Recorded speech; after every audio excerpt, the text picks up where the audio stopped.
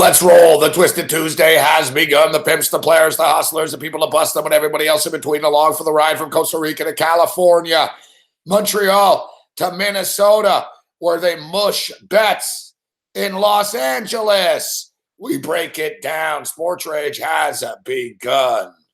I am judge, jury, and executioner, Judge Morency, in the house. The late night anger management class session is now in session. It's kind of a relatively light night tonight, all things considering. We're sort of in that calm before the storm time of the year right now, I feel. It's college basketball. The regular season is winding down. Conference tournaments set to begin. The crappy conference tournaments have begun. To be honest, a lot of these college basketball games are pretty meaningless. To the teams that are on the bubble, they're meaningful, but they're crappy teams. See you later, Alabama. Like teams that are 17-12 and 17-13 desperation. Although there will be a team or two that goes on a run in their conference tournament, but it's the calm before the storm. Like, even for the big teams, the conference tournaments don't mean anything. The conference tournaments are nothing but a cash cow. That's all they are. It's like everything else in NCAA. Like, what's the purpose of the conference tournament, really?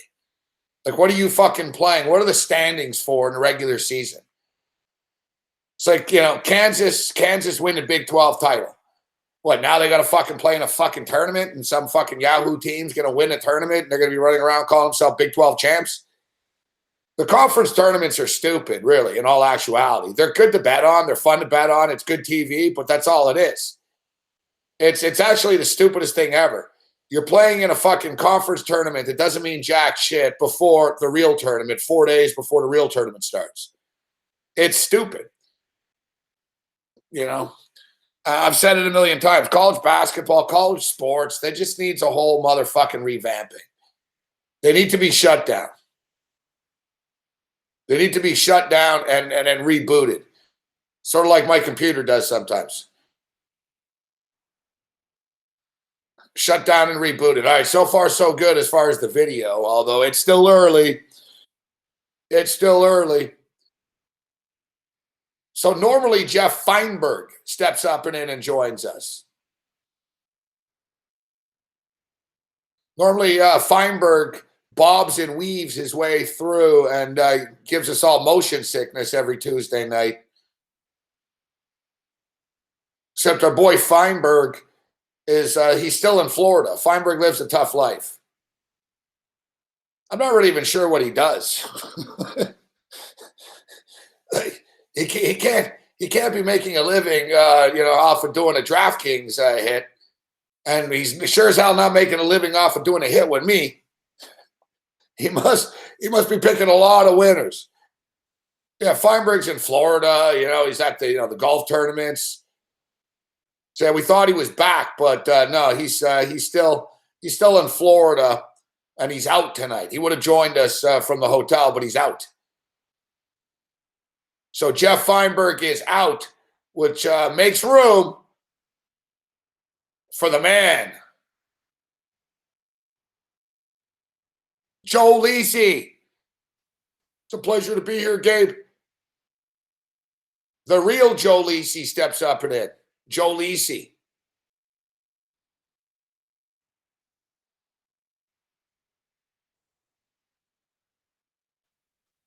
Joe Lisi steps up and in this evening. The NFL Combine rolls through the week, through the weekend. There's a bunch of props up at the Sportsbooks, which, I don't know, there's a few that caught my eye, but not the type of thing that we're going to put big money on. But if you're a big degenerate and you're looking for something to do in the middle of the afternoon, you can bet on 18-year-old kids 40 fucking yard times if you want.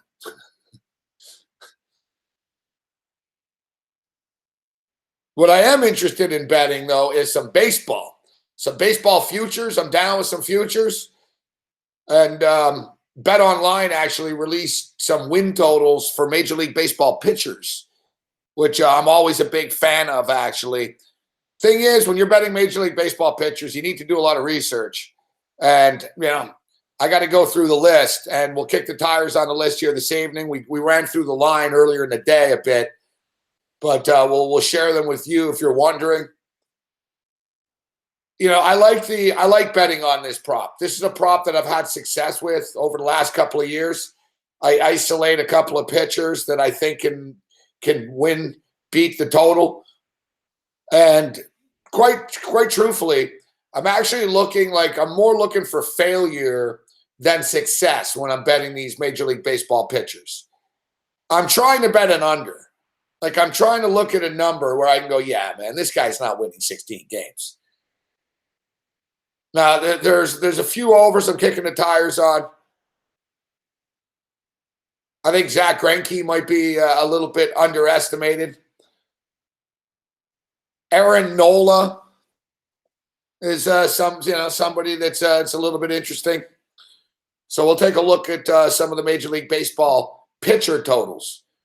So thanks for joining us here this evening. Overtime 22. People are starting to filter in right now. Fashionably late. It's a good thing we don't put people on the list for being late. I think our crowd will be smaller tonight. Big man fucking booted and banned like 1 million people last night. I've noticed the common pattern. Big man hates the chat and he hates he freaks out and stuff. But the chat really there wasn't issues. That Big man on campus really is a hurricane in chat. I used to think it was just with Tom Marino, but no. I was looking in the chat last night. Every second person, he's like, "Fuck you, go fuck yourself. I don't like you."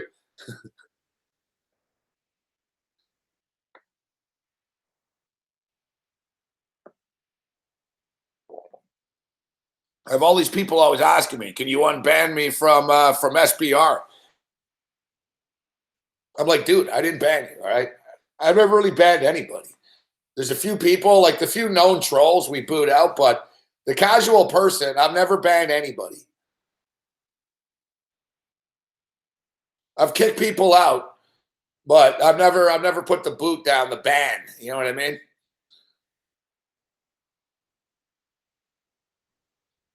So yeah, Joe Lisi. Joe Lisi will join us. Talk some football. Nothing wrong with talking football. Where's MVP Sports at? We're still feeling the ramifications. And, of course, the LA Kings are playing Vegas tonight. That was really unmotherfucking believable last night. It's 2-1. 2-1. 5 minutes left. Fucking MVP Sports says Vegas are about to win.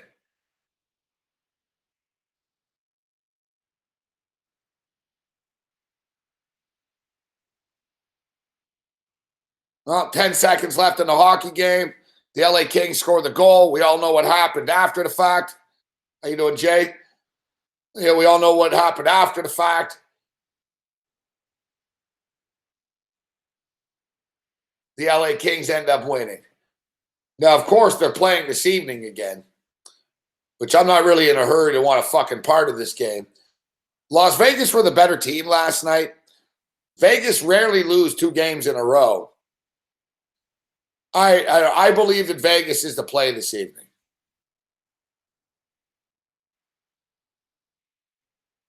I think Vegas gets it done tonight, bounces back and beats them.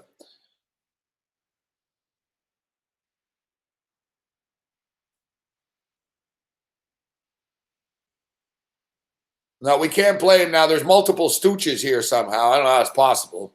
We have Stooch the man and we have Stoochie. They're 2 different people. So we have Stooch. There's Stooch the man and there's Stoochie. And there's Pushy. All right. So there's all kinds of I know it's very confusing. But I can't blame Stooch the man says after tonight, Stooch is the mush, college Stooch. Stooch is the college mush. I don't know, man. My college picks were pretty hard tonight.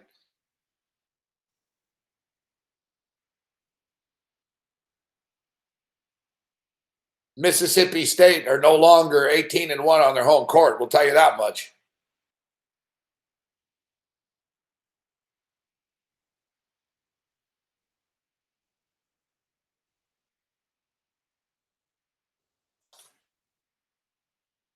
Reckless ass was Drew banned. No, I don't believe so.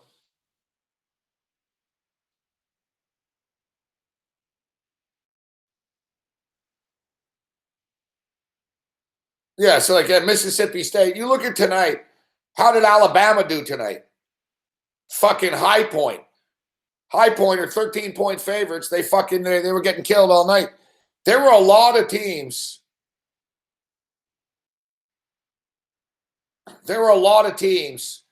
No, I've seen Drew on Twitter today. If he was banned, he probably would have brought something up. There are a lot of teams tonight that just got fucking smacked, man. And a couple of teams that were on the bubble and stuff.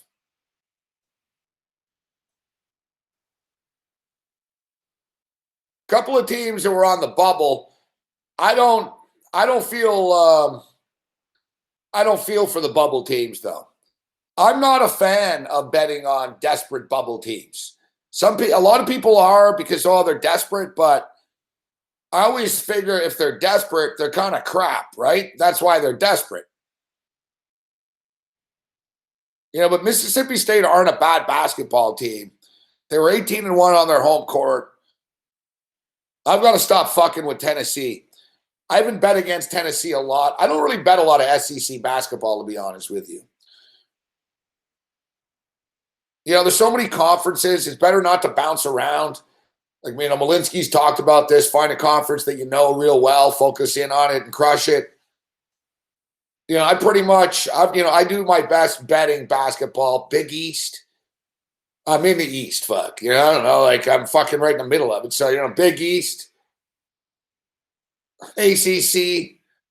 I do like the West Coast stuff, but I've always bet the West Coast stuff. So it's not, but some of the conferences, I've never been a big SEC basketball bettor. It seems to me like any team can beat any team in that fucking conference. I think it's a very overrated basketball conference. It's always been an overrated basketball conference. You can argue it's an overrated football conference too.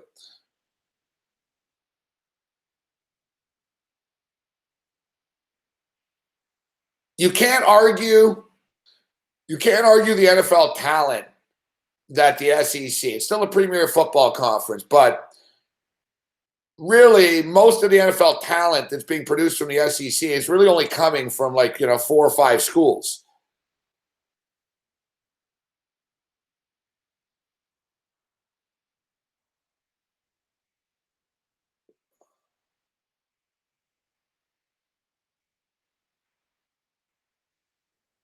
So we had Dave Malinsky on the radio show earlier in the day today. Malinsky likes Boise State tonight. Malinsky likes Boise State this evening. I'm more interested that, like I said, right now, a lot of these college basketball games are just kind of stupid. They're really just for TV. You know what I'm saying? You have crappy conference tournaments going on right now. And, a lot of these big teams, they don't care. Rhode Island got embarrassed tonight. What does it matter? Hurley's probably happy. Hurley's probably happy behind the scenes. He gets to fucking yell at his kids now. You guys are fucking shit. Like, we talk about this. A lot of college coaches like losing in their conference tournament even. They get knocked out early. They don't want to play all weekend and have to go play the real tournament. They'd rather get knocked out early and be able to use it, in practice. Because a lot of these teams, you look at these teams, like Rhode Island hadn't lost since mid-December. So it starts to get to these kids' heads. Hey, everything's great. We've won 18 games in a row. We're fucking great. We're a great team. I don't have to do this. I don't have to do that. We're winning all the time anyways. I think, some coaches actually like to lose late in the year like this before the real tournament and even in their own conference tournaments. That's one thing like with Roy Williams. Roy Williams has never really cared about the ACC conference tournament.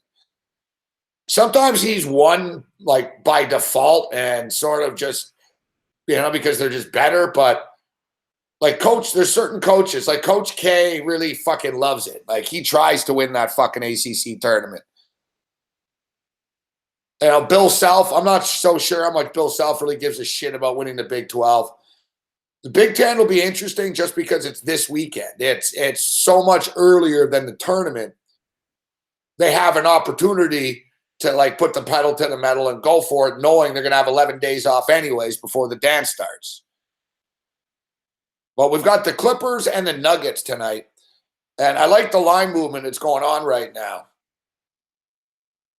The LA Clippers are getting 5.5 points. Nuggets minus 5.5. The total is 228.5. So the number was lower earlier in the day. It was 4.5. It's all the way up to 5.5 now. And the total was 230.5 down to 228.5. I like the opposite of the line movement. I like the LA Clippers plus the points, and I like the over. I think Denver's a trap.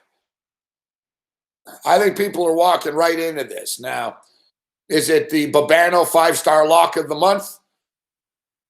No. But the LA Clippers have been a damn good basketball team since they got rid of Blake Griffin. And I know that Bradley's out, and I know the Gallinari's out, but I've seen this too many times this year with the Clippers where you're like, oh, everyone's out. I don't even know who's going to be playing for them. And then you watch them, and they're fucking Lou Williams hits fucking 17 3-point shots.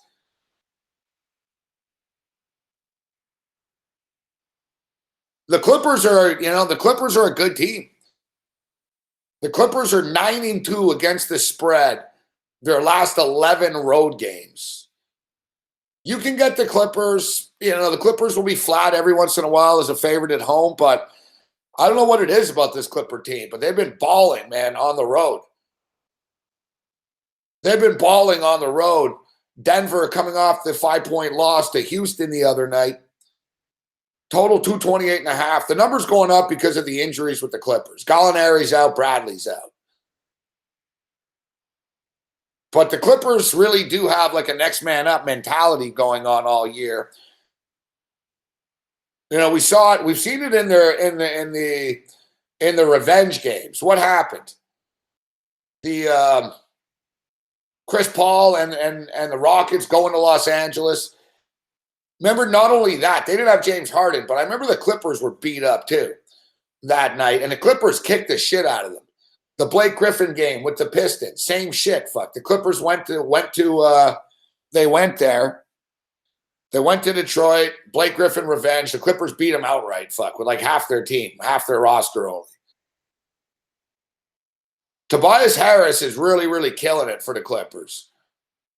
He's a good player, this kid. He's averaging like 18, 19 points a game with them. Yeah, Gallinari's not there. So what? Fuck. It is what it is. I like Gallinari, but it's not like the Clippers can't play without him. You'll have Lou Williams bombing threes. You've got Austin Rivers. You got DeAndre Jordan. Harrell's pretty good. I wish they'd give Harrell some more playing time. You got Tyrone Wallace is playing good basketball. And Tobias Harris is fucking lighting it up. So between DeAndre Jordan, Harris, and Lou Williams, I think they'll be able to get the points going. It's good. I'm looking forward to watching this game, actually. And it's a battle, this game, for a playoff spot as well. This actually is a meaningful NBA regular season game tonight.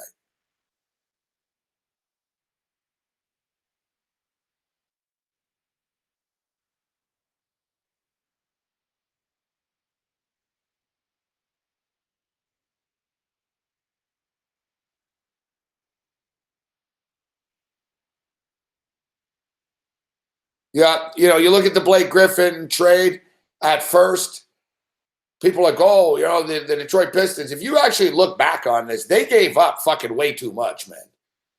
The Pistons gave up a draft pick, Tobias Harris, I'm not even sure I would trade Harris straight up for fucking Griffin. Like, I don't know, like the Pistons really fucked this up. Why would you trade Tobias Harris? He's good. You know, what, to sell some jerseys? Like, you know, you basically traded Avery Bradley and Harris and a draft pick for Griffin. Like, what was the point? Like, you made yourself worse. Look at the Pistons last night against the Raptors. They lost by 31 points. Cam was at the game. Cam Stewart, he said that Andre Drummond looked like he was going to punch people on his own team. Like, the Pistons are fucking terrible. You've got Blake Griffin and Drummond and fucking no one else. Reggie Jackson, Luke Kennard, fuck. They got a lot of fucking, like, crap-ass players on that team. And you traded, like, bulk depth to get Blake Griffin.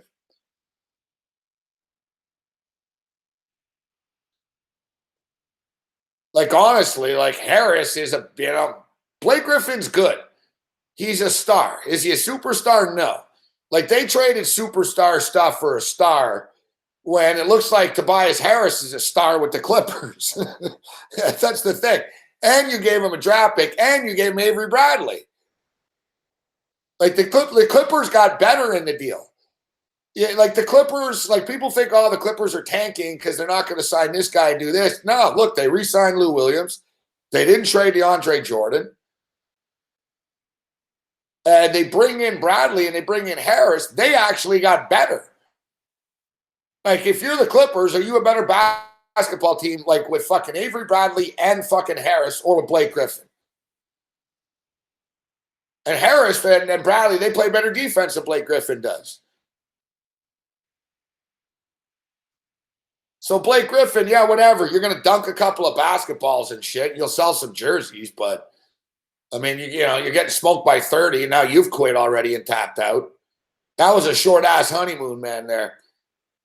Like I said, the Clippers are impressive to me. Like, I don't know, Doc Rivers is a good coach. They've got a mentality that everyone thinks we suck, so, let's fucking prove them wrong. I don't know, the Clippers have good team chemistry. They just seem to, they like to play, they seem to get along well without, like, Chris Paul there. It's amazing, isn't it? Like, they get rid of Chris Paul. They get rid of Griffin. Now, they're not better without these two guys, but they're more cohesive. As I stated, as far as the standings are concerned, it's a big game tonight. Now, Denver's in a good spot. They're playing at home. They've been at home during a stand, but the Clippers have been off for a couple of days. The Clippers haven't played. It's not like they're going back-to-back or anything.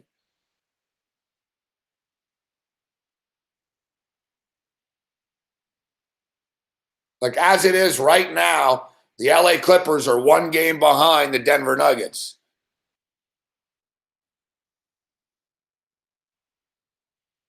So that's how big this is.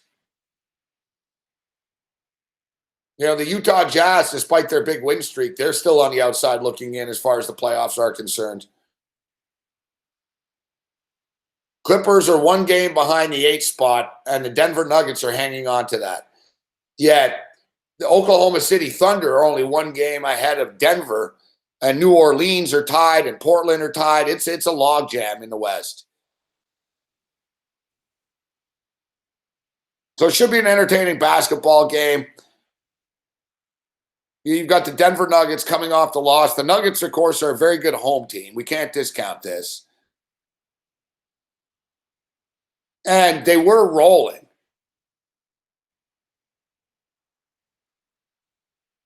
They're 7-2 in their last 9 basketball games. They were riding a 4-game win streak before they lost to the Houston Rockets, who are evidently that good because Houston beat Utah last night as well.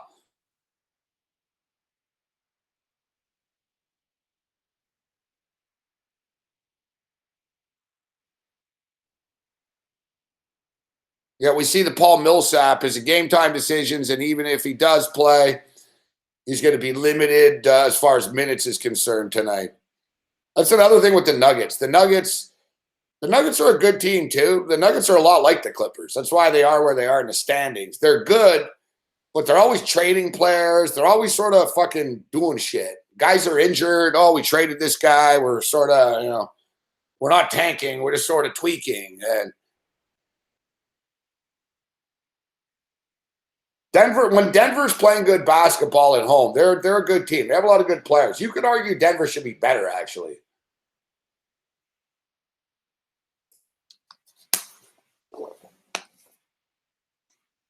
Thing with the Nuggets is they don't really have a star. Jokic is pretty damn good, but they don't really have that star, but they have like a lot of really good players, Denver. Like you add it up, man, between Jokic and Gary Harris and fucking Jamal Murray and Will Barton. They've got, Paul Millsap. They've got good players, this team. Like I said, you could actually argue that they're sort of underachievers. They're a damn good home team, Denver.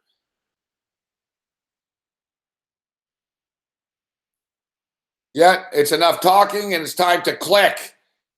Click, click, boom, boom. It is 10:30 Eastern. So it's 5.5. Total 228.5.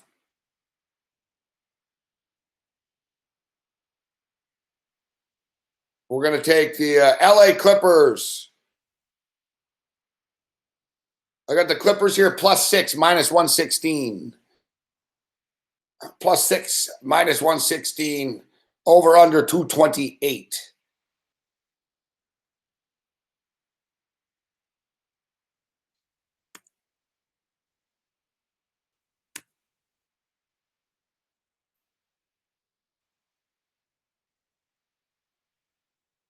And we'll get we'll take a small piece of the Las Vegas Golden Knights out of spite. We'll call it the MVP Stooch special. It's the Stoochy special. Hopefully, Stoochy can fucking refrain from mushing tonight's game.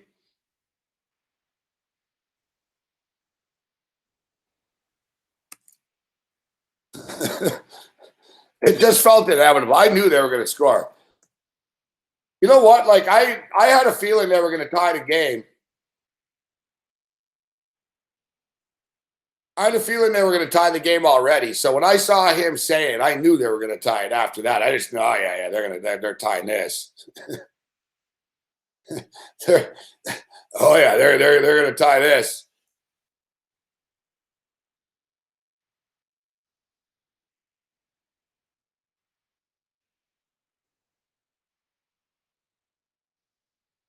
Holy fuck! Some of these sports books are fucking annoying, man.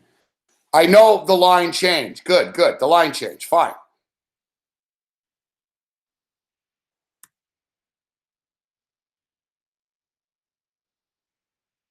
Fuck, man.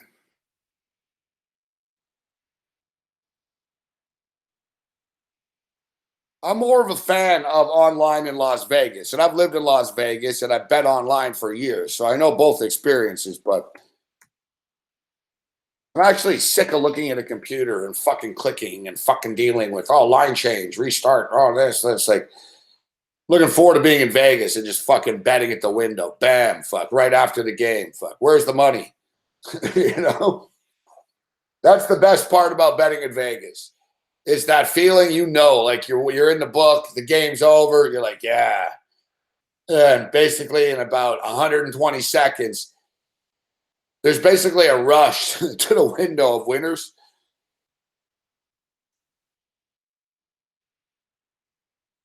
It looks like we're going on. Are we going to overtime? Is it 104? 104? What's going on here? Tell you the Washington Wizards and the Milwaukee Bucks really going at it here. No, they're not going to overtime. 106, 104. My bad. 106, 104. 23 seconds left. Milwaukee with the basketball, down 2.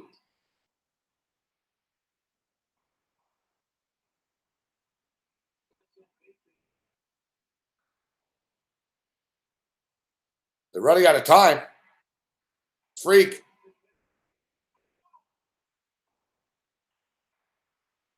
Washington wins.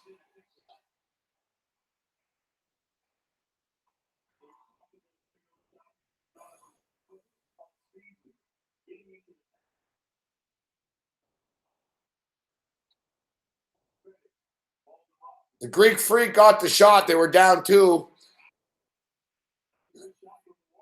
He was really, really off, though. That was the problem. Like, you got, they're down 2. They got the ball to the Greek Freak. He was in the paint. You could tell there was never really, it wasn't a well-run play for Milwaukee. You're better off if you got the Greek Freak having him come in fucking just like fucking crazy and getting fouled and try to dunk it and shit. He was kind of clumsy and he tried to turn around jumper, but it was from fucking close. We're talking from like 6 feet type shit. But he really clanked it. It was nowhere near to going in. I mean, he's a great player, but is he going to hit, drop a shot? Bledsoe probably would have been better off just taking the little jumper there, to be honest. I didn't have any action on this. Good call by Cam Stewart, though, today. He liked the Washington Wizards in this spot. To me, this is like Eastern Conference JUCO shit, though. You got the Cavs, you've got the Raptors, and you've got the Celtics, although I'm starting to wonder if we can count the Cavs in this. Like, at what point do we look at LeBron James with this stuff?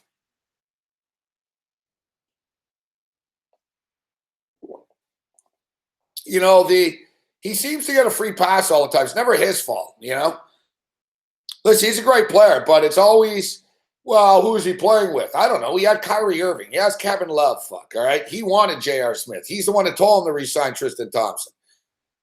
You got Isaiah Thomas. He didn't, he wasn't in love with Isaiah Thomas getting Thomas. That was just sort of, it happened the way it did.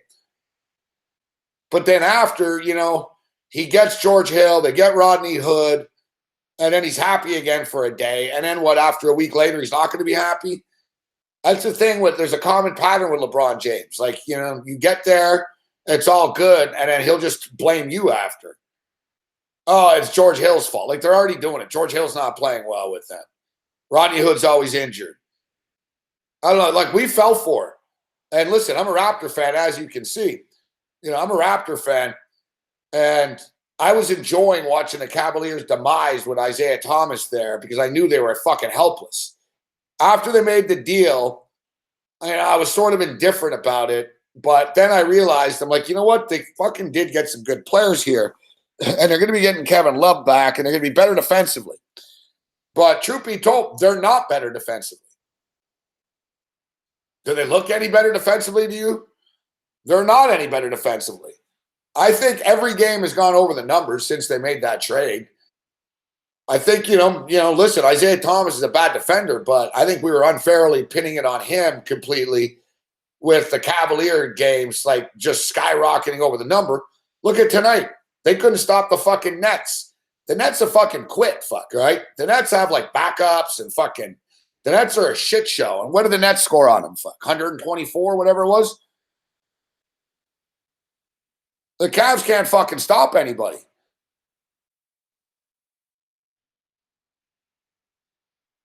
$123. The fucking Brooklyn Nets, 123 points scored on the Cleveland Cavaliers.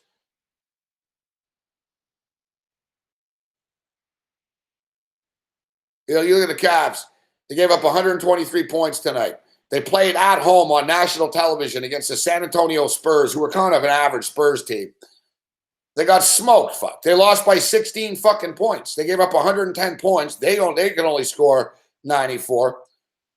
They played one good game, and it wasn't even a good game. I was on them against Memphis. That game was closer than the score would indicate. They pulled away late, 112-89. Memphis are fucking terrible. The Washington Wizards beat them coming out of the All-Star break. They had like one or two little, games there with the new lineup where it's like, oh, maybe this. And then now they're right back to their same bullshit again. 107-104, Washington Wizards win. So all this to say, yeah, so the Wizards in the box, you guys are all right and shit. But, I legitimately think the Raptors are just the best team in the East. I'm not fearing Cleveland. Boston are a pain in the ass to deal with, but even Boston are kind of hitting the wall. My biggest fear with the Raptors, as from a Raptor perspective, especially if you're betting a future, which I already have, is we know that they're going to we know we're going to get fucked over by the refs, man. It's not an excuse. It's just a fact. They don't want a team from Canada in the NBA finals. They don't even want them in the fucking conference finals. It's a ratings killer. It's a ratings killer. The NBA is not even a sports league. It's entertainment. You know, like it should be the National Basketball Entertainment League. Yeah, NBEL, fuck. That's why they're successful. They understand. You know, it's a show. An NBA game is a show, basically. It's a competitive sporting event. It's not fixed, but it's, you know, it's entertainment, you know? They get it. You know, the music, the cheerleaders, the quick pace of play, the dunks. Like the NBA's got a good thing going. And they don't want to end up with like fucking, you know, the Minnesota Timberwolves and the Toronto Raptors in the finals. Like it's fucking hard to beat star teams in the NBA in the playoffs. It's like, even listen, I'm old enough that I actually watched all those Jordan years and shit, all right? Like, you know, I'm old enough. I remember fucking watching Jordan in that shot against the Cleveland Cavaliers when that was his first playoff win against Craig Elo. And he did the famous jump. It was like, it's the famous fucking, that's the first time he celebrated in the NBA. I remember watching it at my grandfather's house. And I swear to God, man, other teams used to get fucked against the Bulls. Like it would happen all the time. You went anywhere near Michael Jordan, it was a foul, and then Jordan would fucking attack you, and it wasn't a foul. Like, I remember betting against the Bulls sometimes, getting really pissed about it. It's like, it was fucking ridiculous. But, you know, we look at the Lakers and the Sacramento Kings. Classic example. Classic example. That was the most fucking fixed, manipulated bullshit ever, all right, in the NBA. Sacramento got fucking ripped. They got fucking ripped off, man. Like, they clearly got screwed the entire series, the deciding game, and it was painfully evident that they did not want the Sacramento fucking Kings in the finals. They wanted Shaquille O'Neal and fucking Kobe Bryant and the LA Lakers.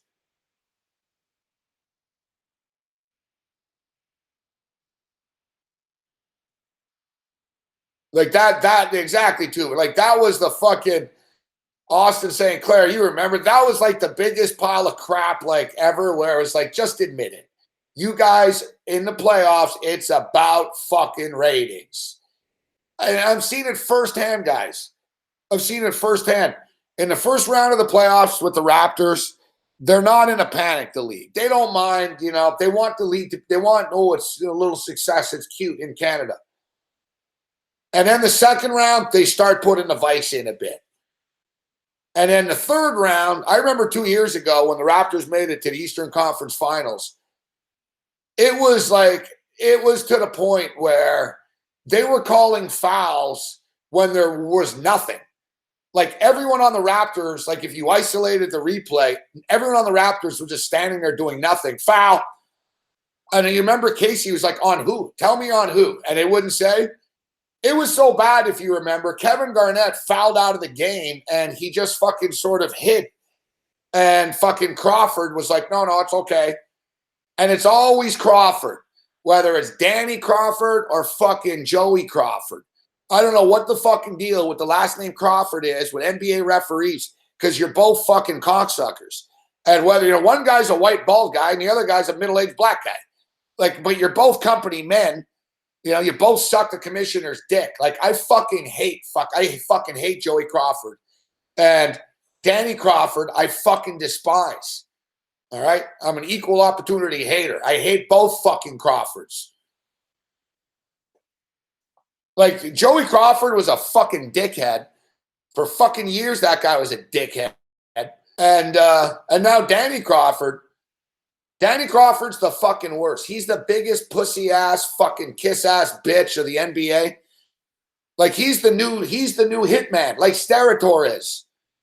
Like, when they need the fucking job to be done, they send in their bitch, fuck. Danny Crawford is their bitch. Danny Crawford will fucking, he doesn't give a shit. Fuck. He'll fucking, he gets it. He knows.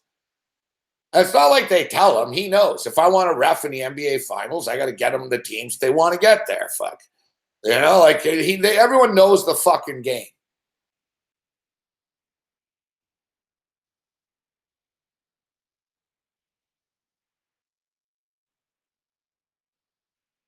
He is. He's a hitman, Danny. It's like Joey Crawford. Guys, I remember with the Raptors, fuck. Remember 2 years in a row, game 7. Let's send in fucking Joey Crawford. Like, why are you sending in Joey Crawford? Like, you know, remember they did it against the Nets? They did it fucking, who else did they fucking, they screwed us fucking, I don't know, it was the fucking Celtics?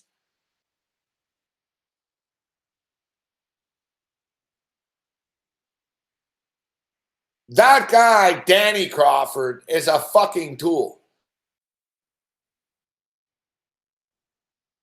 Man, I saw, we were watching a game earlier in the week, the Raptors, or was it last week? Fuck. The other night.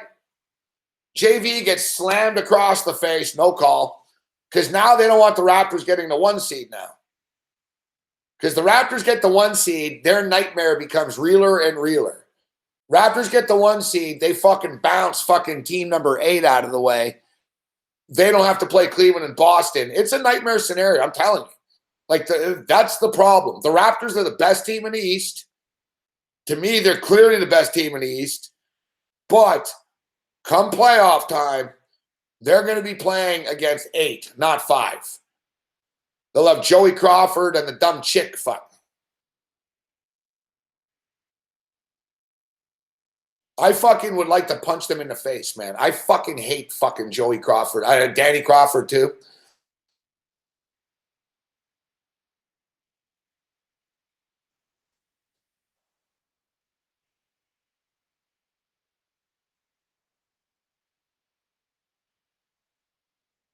Pistons ain't fucking making the playoffs. I don't think the Pistons going to make it. All right, we're off and running. LA Clippers. So we're on the Clippers and we're on the over.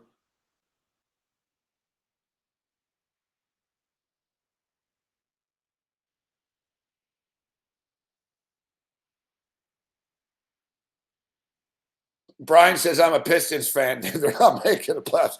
No, exactly. They're not making the playoffs. Playoffs.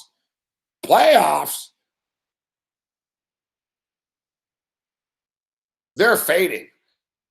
They're now 3.5 games out of the playoff spot. The Miami Heat are a way better team than the Detroit Pistons, and the Heat are the 8th team.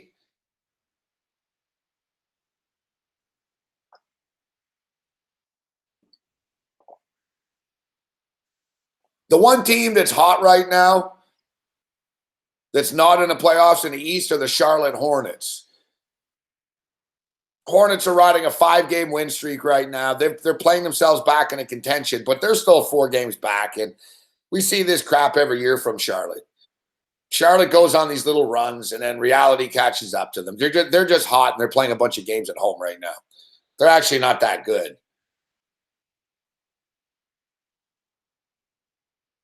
Look, the Cleveland Cavaliers are 6.5 games back of the Raptors for the top seed. Cleveland's not going to be the top seed. Like, the Raptors would have to collapse for Cleveland to catch them. Now they just need to deal with Boston, who are a half game back. And as I stated, Boston seem to be getting worse as the season goes on. I don't know if you guys noticed. I know they got a 3-game win streak going now, but I brought this up. Jason Tatum, the kid's a rookie, man. He never played this many games before. And you notice he's starting to get tired. I've been isolating this and talking about this. I noticed this about a month ago. He's hitting the wall. He's getting more tired. Jaylen Brown's a really good player, but he's only a second-year player. They can't rebound. They don't have an interior game. They don't play great. They play great defense, and then they can't score. And then when they score, they don't play defense. They're a weird team, the Celtics. It's chemistry issues. They're young. I've said it before. The Celtics are still a year or 2 away. Like, if they had Hayward this year, like, the Raptors would be in trouble. Like, I'm not naive. Like, this is the Raptors' window. Like, the Boston Celtics are only going to get better as time goes on. The Philadelphia 76ers are only getting better as time goes on. There's going to be a little bit of a power shift soon in the East. Especially once LeBron fucking weasels out of Cleveland once again, like you know he will. So suddenly, you're going to have Boston and Philadelphia is going to be a power. Washington or Washington, Indiana or Indiana. Milwaukee are okay. They seem to have a hard time taking that next jump.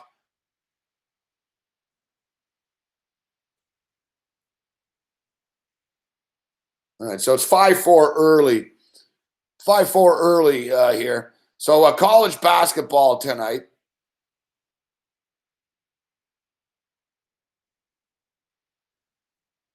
We've got that big Warner Pacific College of Idaho game going on.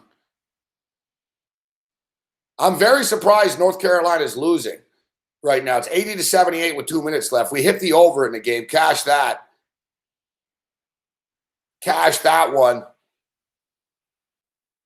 But I'm surprised that that North Carolina is losing. I guess I shouldn't be. And they haven't lost the game yet. It's 80-78, but they're not going to cover the big number.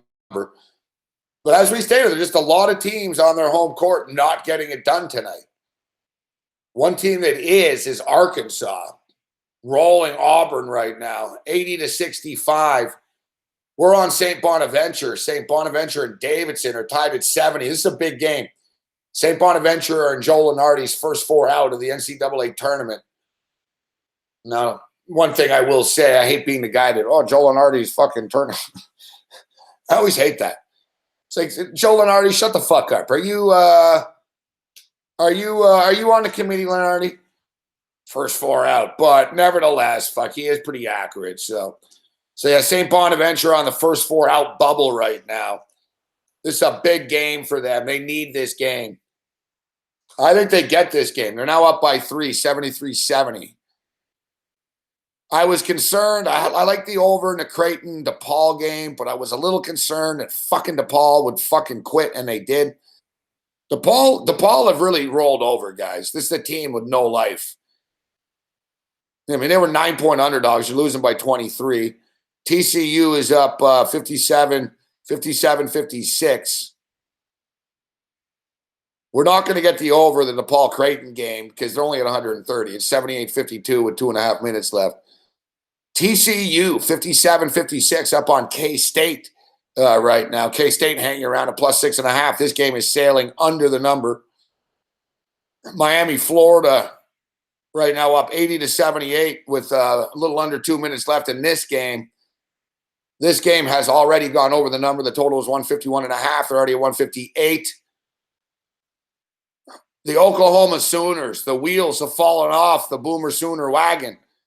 79-57, Baylor Bears. Baylor throttling them, 79-57 with 3 minutes left. Warner Pacific, who I've never heard of before. Warner Pacific is trailing the College of Idaho, not the Vandals, the College of Idaho. What time is that DeVry University game tip-off at? At Boise State and San Diego State. Now, this is another big basketball game here this evening.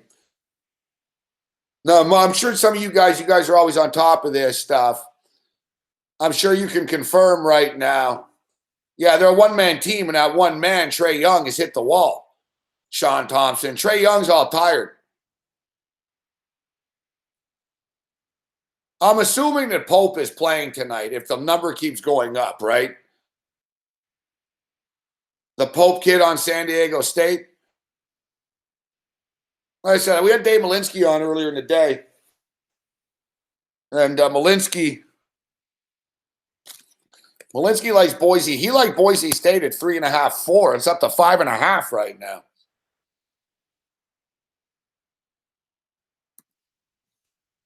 Two good basketball teams.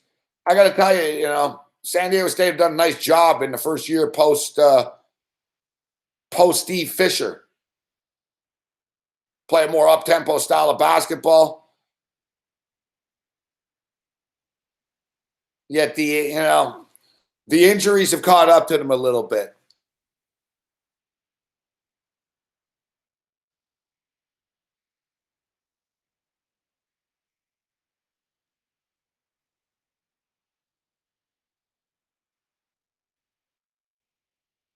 Mountain West standings.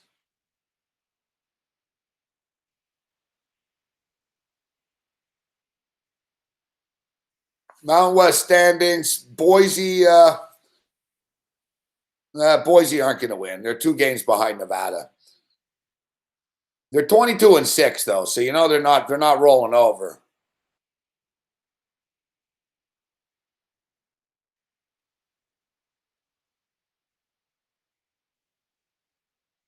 And they got one more game against Wyoming after this as well. Who's Nevada playing to close out the season?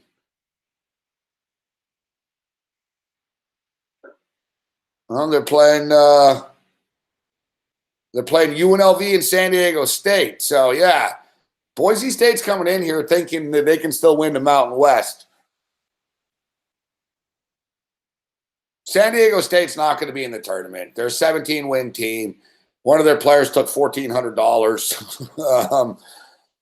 I don't know. Like, you notice a lot of these college teams are sort of fighting this shit about, yeah, our player took money, but it's all right. It's sort of like the gun debate that we talked about last night. People think, oh, after a big shooting, the shit's going to change. I'm starting to realize, like, man, the FBI can talk all the fucking shit they want. It's like Russia. It's a bunch of fucking nothing. It's like, whatever, man. Yeah, all right. Good for you, fuck. Yeah, we found out the Miles Bridge, Michigan State gave Miles Bridges' mother $400, fuck. So, yeah, you know Dennis Smith had $73,000. What can you do to him? What are you going to charge him with? And at the very minimum, at a maximum, you can say that he undeclared $73,000 and he owes the IRS fucking $7K or something. But I think us believing, we were kind of stupid and naive to think that anything was going to change. All these universities are just lawyering up. They don't give a shit. And you know what's crazy? Sean Miller, he's on the FBI wiretap. He fucking violates all the fucking ethics and shit and rules. And he gets $10 million if he gets fired. He gets more money even if he's in the wrong. So it's like, yeah, you showed him.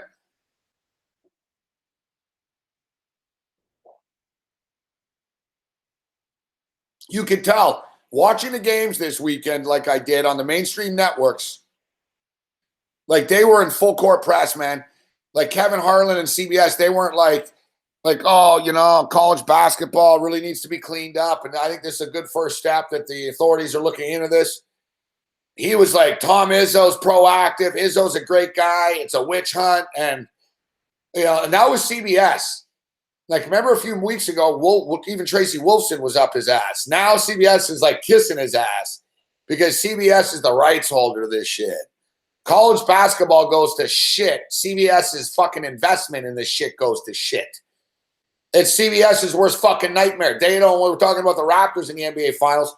Do you think CBS wants fucking St. Bonaventure versus fucking Rhode Island in the Elite Eight? It's a fucking, you know, the Viacom dude will kill himself. The guy, you know, we're talking like fucking fired and who's responsible for this. And like,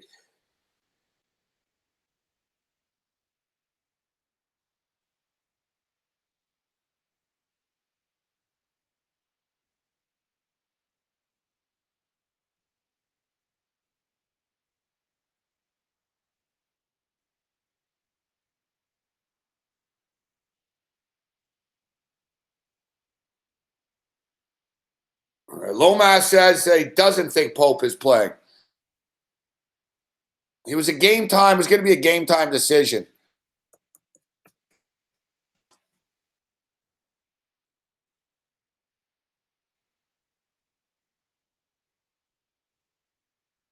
Yeah, I think he's playing. There's only so much I can do, guys, to get updates here. Like I'm on the beat writer here of the San Diego Union Tribune. Malik Pope is back. San Diego State formally declares the 6'10" senior eligible to play just hours before boys the game. So this is basically from an hour ago. He's in.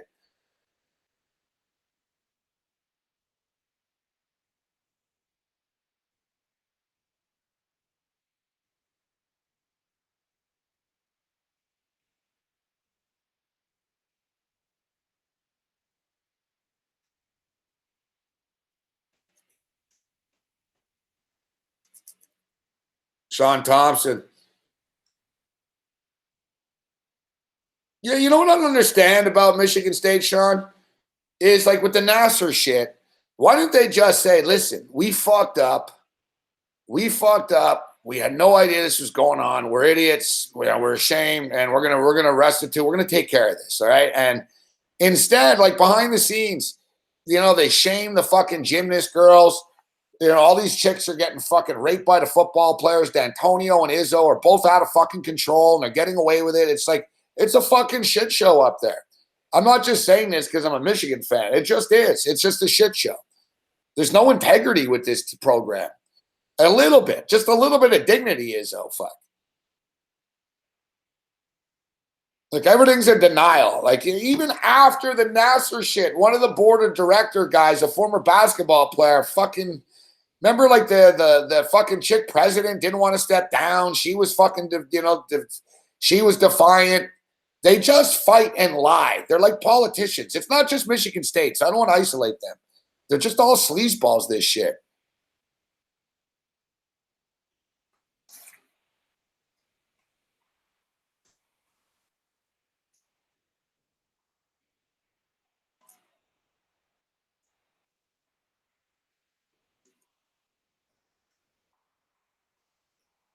It's like, it's pretty bad when a fucking 16-year-old gymnast like files a federal fucking complaint with the FBI against the university because she felt the university was fucking whitewashing her fucking allegations of being pedophile against. And I'm not saying Tom Izzo's Satan. I'm not saying he's Sandusky. I mean, he's not, but it's the arrogance of the constant fucking just, hey, I'm Tom Izzo. I'm a good guy. Don't ask me about this shit. Like Izzo is just constantly, hey, can we talk about basketball?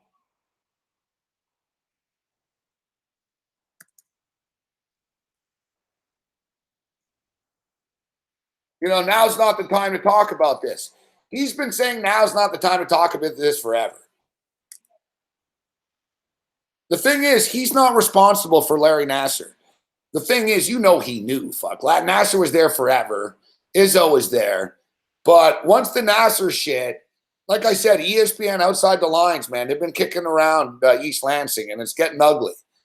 There's an assistant coach on the fucking team that fucking punched a chick in the face, and Izzo fucking like doesn't give a shit about it. There's been numerous fucking sexual, complaints against fucking basketball players, and the football team's even worse. Like D'Antonio is way out of control, but all he cares about is beating Michigan. And he's done a good job of doing it, I hate to admit.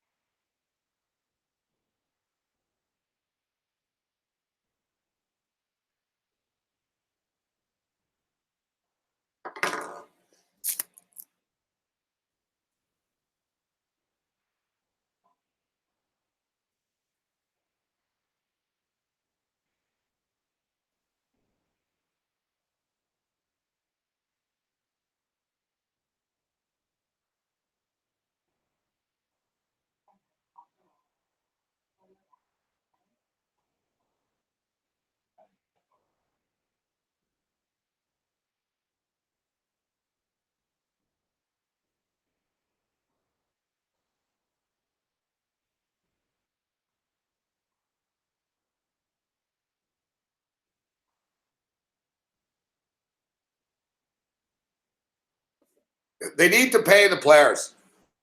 Listen, I don't even think all these coaches are all like the worst people in the world for trying to win and shit. But the bottom line is It's fucking wrong when Nick Saban's making $14 million a year and the fucking players are getting killed out there. And, you know, they're basically just fucking prostitutes.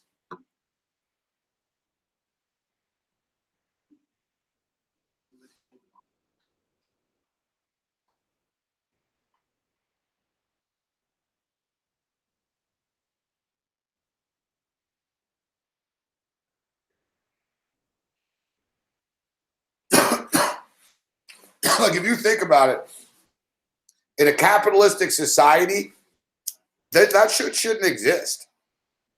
Like, you're selling tickets, you're charging television rights, the players are providing a talent to these schools. Fuck the education part, fuck. It's like, yeah, whatever, we're giving you an education. Fine, that's $100,000, fuck. What about the fucking $8 billion you made? Like,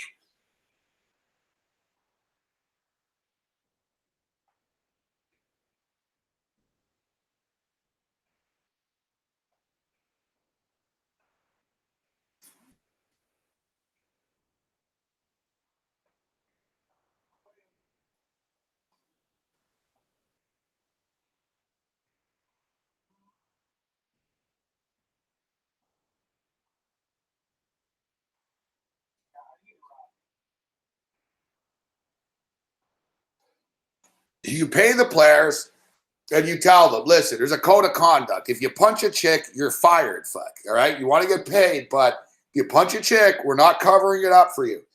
But you know, these coaches, all they care about is like winning. And I understand it's about winning, but at what cost? Like, seriously. Like, Tom Izzo doesn't give a shit. He doesn't give a shit that his players fucking rape chicks and shit. And he's like, well, you know, it's not proven. And, you know, we're looking into it. It's like, would you care if your daughter was raped? So if this assistant coach punched your daughter in the face, Izzo, would you still hire the guy? No. So basically, all these, same with Urban Meyer. You think Urban Meyer trusts his daughter around his players? No. But he doesn't mind if your daughter gets attacked by his players.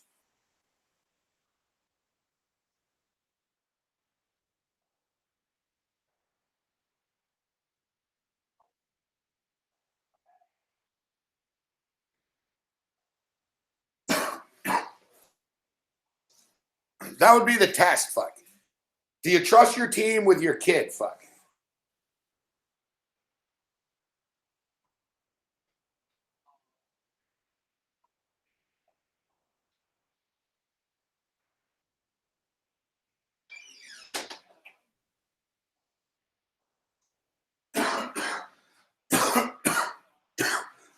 you know, when UConn won the national championship a couple of years ago, whatever it was, 4 years ago, 3 years ago, 4 years ago, you know that Jim Nantz got a ring? So Jim Nantz got a ring for some reason because he's buddies with fucking Calhoun. So Jim Nantz got a fucking UConn championship ring in the end, given to him. A real one with the diamonds and everything that the coaches got. Did you know that the players win the championship? They can only get replicas because it would be a violation of NCAA rules for us to give you a real ring. Never mind the fact that you won the championship. Some of these kids aren't playing anymore. There's no violation. We can't give you a real ring because that would cost too much to actually make like 15 rings, God forbid. We're only charging Viacom $2 billion of fucking, you know, a fucking regional bracket here. Yeah, you know, it's like the Olympics. It's like gold plated and shit. Like the gold medal is worth like $600. And they said, well, it would be too expensive. Too expensive? You spent fucking $8 billion on the Olympics, except, of course, with the athletes who are performing for fucking free for you, you can't even give them a real fucking medal. You're gonna go fuck yourselves, fuck. I swear to God, fuck. I like Billie Jean King style, man. Bobby Riggs style. You know what? Fuck the WTA. Fuck you. I'm starting my own tennis tour because I'm not playing for your peanuts anymore.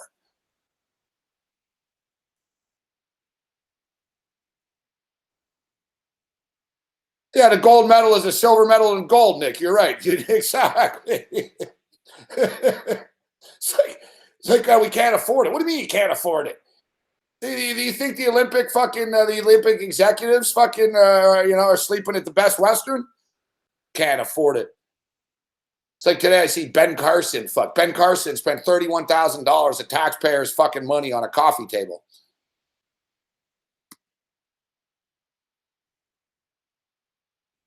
Yeah, Ben Carson. Fuck, I don't know what the fuck this fuckhead does. Fucking ahead of HUD. Fuck, more ahead of Dud. Head of Dud. Yeah, $31,000 for a fucking table in his office. Fuck. You know, they want to cut someone's food stamp, but you know what I mean?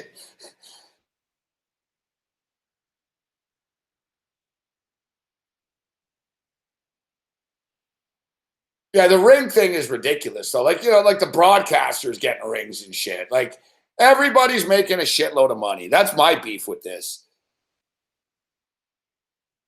And the whole thing is the education thing. The education thing is the biggest scam in the world, too. What good is an education? Fuck. Well, I'm just being real here. How many of you are college graduates? And how many of you, like, work in the field that your college graduated from? Or are successful in your life because of your university degree? I'm not saying everybody isn't, you know, but as a whole, university is the most overrated fucking scam fucking perpetrated on fucking the American public. The whole university system, not even NCAA, like the student loans, the tenures, the professors, the bullshit classes, the fucking propaganda, the lies, you know, the social justice fucking crap. Fucking, oh, I'm scared. Someone put a Trump sign up. Fuck. Can't let fucking Ben Shapiro speak, you know. You know, they're nut jobs. Fuck. Well, what is college? What good is college for anybody? What is it doing besides putting kids in fucking debt?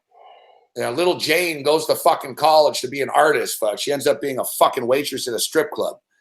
Let's bring in Joe Lisi, college expert. Joe Lisi steps up in here. What's up, Joe?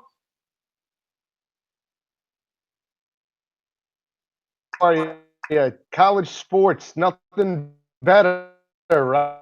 You're cutting out a little bit here. We'll see. We'll see if it gets better in a second. Yeah, you know, I was talking about college basketball and just the whole overall scene of everything, Joe. I love the sport. You know, and I'm not saying all these athletes are fucking angels or anything like that, but I just think the entire system, including the university system, is broken, Joe. System's broken when the top echelon of schools and coaches are making $10-15 million and the kids don't even scrape together to buy lunch. I think there's a problem there, especially when you look at the billion-dollar contracts for sports across CBS, Fox, and ESPN. It's currently ridiculous, the state of college sports right now. Yeah, that's the biggest. That's the biggest thing that gets to me is when they talk about the rules. You know, and like I said, I'm not saying pay everybody. I mean, the kids on Michigan were bitching about how they should get $400,000 and $500,000 a year, like if it was actually split up fairly. It's like, whoa, that's a lot of money, man. That's too much money. But it's crazy to me when the coaches are all making. I mean, the coaching staffs are making multi-million dollars when there's that much money involved. And then they say to them, well, listen, we can't buy you a pizza. Or we can't give you gift cards for the local restaurant, or you can't get a fucking a car to drive here because it's against the rules. Yet they make the fucking rules, Joe, right? That's the thing. The NCAA can change any of these rules if they wanted to. I mean, the NCAA act like they're good people. It's really incredible, Gabe. Yeah, but they act like they're good people, Joe. You remember the rule about the bagel. So you could give NCAA football players bagels after practice, but you couldn't give them cream cheese or jam or anything. You couldn't give them spread because that would be considered a sandwich. And you wouldn't be allowed to give them a sandwich because that would be in a violation. So you could give them bagels. That was it. And the NCAA literally passed a rule 2 years ago, changed it, and they all patted themselves on the back. Like, you see, we listened to the complaints. They're like, you can now put spread. So, yeah, now the kid, after busting his ACL, Joe, for the school, can now get a fucking little strawberry jam on his dried bagel that they give him after practice. Oh, Gabe, it really is. I mean, it's a complete joke. I mean, it started with the sneaker contracts back in the early '80s with Coach Boeheim, Coach Thompson in the Big East in terms of college basketball. Nike paying those guys $1.5 and $2 million, and then you look at the programs like SMU that got the death penalty back in the day just for recruiting violations, and we see a multitude of violations across the NCAA with no consistency whatsoever. So it's a complete joke. They're a hypocrisy. They shouldn't even be a governing body. They really are hypocrites, and more importantly, thieves, players that actually generate the revenue for their respective sports. Yeah, that's the thing. And the thing is, they're a danger to kids. Like their mandate isn't to make money and run a fucking business and a sports organization. You know, like the university system fails these kids, you know, from Penn State to Michigan State to God knows how many other fucking universities that we don't know about. And they know about these things, and they'd rather just pay it off, sweep it under the carpet, look the other way. Like, it's really very, very similar to the Catholic Church. It really is. You know, in which, you know, the Pope got pissed off. And, you know, I try to like the Pope, but he gets pissed off the other day because someone's upset that they took a fucking pedophile fucking priest and just moved him, which is their big move. And he sort of got defensive about it. And, you know, it's just not right. I mean, the Pope, you know, whatever, the fucking church is going to get away with it because people are, you know, it is what it is. But, the NCAA, who's policing the NCAA, Joe? That's the best way of putting it. Like, who's policing them? Like, nobody. Nobody. You know what I mean? Like, nobody. Like, even now, the FBI is busting fucking down the coaches' doors and shit. All right. What about Mark M? What about the NCAA, who clearly know about all these crimes and sexual abuses, yet profit off of sports, so don't fucking do anything about it? They need to be held accountable as much as a Joe Paterno and everyone else. Yeah, great point. Michigan State and Emmert, he knew about it in 2010 that there were possible violations, did not do anything about it. He knew again in 2013 and 2014 with Mark D'Antoni, importantly Tom Izzo, and dropped the ball because you're talking about $1 billion a year industry. And if the NCAA Michigan State, they're going to have to crack down on Duke and Coach K. They're going to have to crack down on Kimberly, Nick Saban in Alabama, Jimbo Fisher when he was at Florida State, and so on and so on. You would have repercussions throughout college basketball and college football. And as we know, money drives the bus. So once you be trained, your lives are affected. And that's where we stand with the NCAA. When their lives are affected, then you'll see a change. Yeah, that's a good way of putting it. I tell you what, college football, Joe, they have to be getting a little nervous right now. The fact that no one's talking about them. Like, you know, it's college basketball, college basketball, college basketball. Oh, they're so bad. And this coach and Miller and this and that. College football coaches have to be thinking, fuck, man. You know, I really hope that I'm not on a wiretap because I'm in a lot of trouble if I am, right? Like, you know, but they haven't poked around. Yeah. You know, I don't know. I mean, what's the political motivation behind this? Why are they going after basketball and not football? Would people freak if they fucked with football more than they fuck with basketball? I don't know. But it seems like college football is getting a free pass in this, to be honest, because everything that's happening in college basketball happens times 10 in college football. And in fact, the sexual abuses and cover-ups are much more prevalent in college football than basketball, actually. College football, you know, football players just have a tendency to rape and kill and punch and violent. They're more violent than basketball. You know, basketball players, what are the big violations? They smoked weed. They took money. You know what I mean? There's a few, you know, sexual things here and there. But for the most part, basketball, even in the NBA, guys, look at the amount of NBA players compared by even like, you know, how many NBA players get arrested for fucking punching people and beating the shit out of their girlfriend and stuff and pulling a gun on a chick? It's very rare with the NBA. They're just all pot-smoking, strip club, booze drinking dudes. Like, they're not really psychopaths. Football players are the real nut jobs. Yeah, that's a great point. And let's keep in mind the one and done, Gabe. The one and done. What about the one and done in college basketball? I think that's why you're seeing the FBI crack down on the college basketball, because even though college basketball March Madness is $1 billion a year industry, when you take college for whole from a TV rights perspective, you're talking about a bigger piece of the pie. You're talking about kids that stay in college 3 and 4 years respectively, as opposed to 1 and 2 years in college basketball. And I think that down. If the NCAA or the FBI does start to snoop around the way they are in college basketball into college football, the repercussions, not just for the NCAA and all involved, but TV rights such as ESPN and Fox, major Fortune 500 companies will be losing tons of money, which could have a ripple effect throughout the media industry. Yeah, you're exactly right. And this is where, even with this big hammer is going to drop, forget about the NCAA. You know, they're powerful, but not as powerful as Viacom and TNT, etc., and Time Warner, who they have congressmen on speed dial, right? They can call a congressman and say, listen, you gotta get the feds to back off until after this tournament. We've already invested this much and the shares are gonna go down. And exactly, there's a lot at stake there. All right.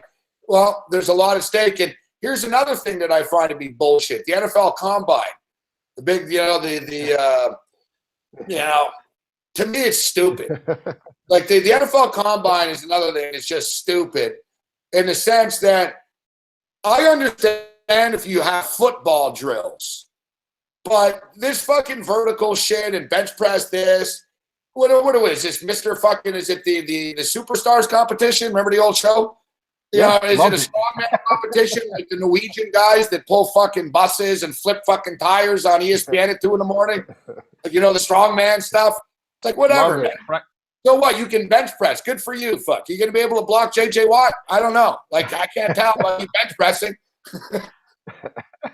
Yeah, Gabe, I couldn't agree with you more, my friend. I couldn't agree with you more. I mean, it's ridiculous. It was created by agents to showcase players that were marginal to the NFL, so that way they would have another shot. It was really created by agents to give NFL teams looks at marginal players that could possibly be free agents or other type of lower round draft picks, and they've turned it into a really an entertainment value, not just for NFL fans, but fantasy fans. As we know, they're dialed in looking for the next fantasy player to be draft on their team for their DraftKings lineup. Yeah, I know, and I get both aspects of it. Like I said, if I'm giving someone $38 million, Joe, I want to meet the kid. You know what I mean? I want to meet the kid, and I want to go through a couple of things with him. Or if I say, listen, I really like you, I just got a concern about your deep ball here. We want to set it up. I just want to see you throw. I want to see you throw 100 passes in a row type thing. That's not asking too much. But to me, the entire process of the Wonderlic bullshit to embarrass these kids, and then it's supposed to be secret, the Wonderlic, and then they release it all the time. They leak it all the fucking time. This kid's dumb. This kid's smart. The fucking bullshit games that the agents and the GMs play, smearing people, trying to fucking play little games behind the scenes. To me, it's just it's too much. It's exploitive almost to a sense. But then conversely, on the other side of it, when I hear that Sam Darnold doesn't want to throw the football, that's like, Joe, that's like saying that you're auditioning for a TV or a radio gig, yet you're not going to talk sports. You know what I mean? I'll come in, but I can't talk. Like, I'll write stuff down because I can't hurt my throat. It's like, dude, you're auditioning to throw the fucking football. I get it. Like, if I was a player, I would say, listen, I'm not fucking doing your bench press shit. I'm not running this fucking crap like fucking some Olympian, all right? You guys want to see me throw some footballs? Let's go. You know what I mean? You want to do a little mock scrimmage? Let's go. But I'm not doing all this bullshit. But I think when I see a quarterback like Sam Darnold that says, I'm not going to throw at the combine, I don't like that. To me, it's like, what are you scared of? What are you hiding here, Sam? Yeah, I agree with you. I agree with you 100%, Gabe. I mean, here's the way I look at it. In terms of the NFL Combine as well, I mean, unless you're telling me a defensive end needs to understand the Wonderlic, I really don't care. Just get from point A to point B in the quickest fashion possible. I really don't care as long as you're going to maul the quarterback and rip his head off. Get to the quarterback. Do you give a shit if he can answer what fucking 18 times 6 times 4 minus 2 is? Fuck. You know what I mean? Exactly. And I might need another 10 minutes to get that equation down. But here's the other thing, too. I mean, running backs. If you want to see how fast a player is, why don't they give them the 40-yard dash with the football in their hands, or make them run with a helmet on and shoulder pads? If you want to see a wide receiver and his type of skills, see if he could break bump and run coverage at the line of scrimmage, and then time is 40 or something like that. I mean, the long jump. I mean, the shuttle run, those are agilities that are, again, they were created by scouts. They were created by agents to really showcase marginal players, to really give their players an added value. Like, look, he might not have had a great 4-year career, but he could do a 10.3 shuttle run. And guess what? He should be a 5th-round pick. I think it's a complete joke, to be honest with you. You can go back to the bus. Look at Mike Mamula from the Eagles from Boston College. The guy bench pressed 450 pounds, squatted 700, but he couldn't blow past an offensive tackle to make a sack for his life. And yet, for me, it really matters what they do over a 3 or 4-year career over how much they bench pressed at the Indy Combine this coming weekend. I brought up Tony Mandarich going back a while. Remember Tony Mandarich, Michigan State, Canadian kid. Yep. Monster dude, all roided up and shit. Same shit. He broke like combine records. Fuck. He was lifting coaches over his head. They're like, look at this kid. Fuck. He's unbelievable. He couldn't stop anybody. Like, he was all slow on the NFL. People are just going around him and stuff. And how about Vernon Golston? Vernon Golston, same thing. Yep. Blew everyone away. Oh, look at this. The kid jumped 7 feet like Carl Lewis did. It's like, yeah, you know what? He had 3 sacks in like 4 years in the NFL. Maybe go down the list. It's all these kids, like you said, that it's a great point that you raised as far as the football. I remember Michael Irvin saying this. I guess at the combine, they told Michael Irvin he's too slow, and they said you're not really fast enough to be an elite wide receiver. And he goes, I'm football fast. And they don't understand that. Michael Irvin wasn't a sprinter. He was getting open, and he understood how to get open. And Michael Irvin wasn't slow, right? So, it's amazing how they get locked into this shit, and they just buy in as opposed to being, what being the football player. Yet, like we said, I get it. They're giving a lot of money to these guys, but yeah, we can go on and on. I mean, Tim Tebow lit up the fucking combine, right?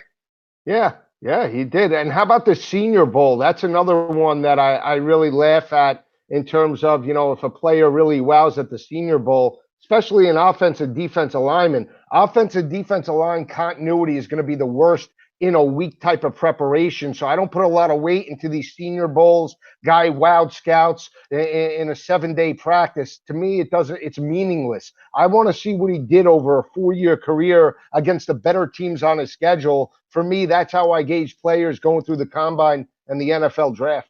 Yeah, I think of John Ross from last year, actually. All right, so what? And these guys that run the 40 and stuff, dude, they're running it in fucking, they're wearing less than a fucking dancer at scores. You know what I'm saying? They got the fucking spandex little shorts on. These fucking like Usain Bolt track cleats on. No shirt, no nothing. It's like, hey, kid, when you're playing the Pittsburgh Steelers in November, you're not going to be like this. Like, I'm with you, John. Right. Like, this is fucking pointless. I don't give a shit. So the kid's fast right now. Good for him. Let's put a fucking helmet and a pair of pads on him and fucking have him run. I agree. It's dumb, fuck. The whole thing's fucking dumb.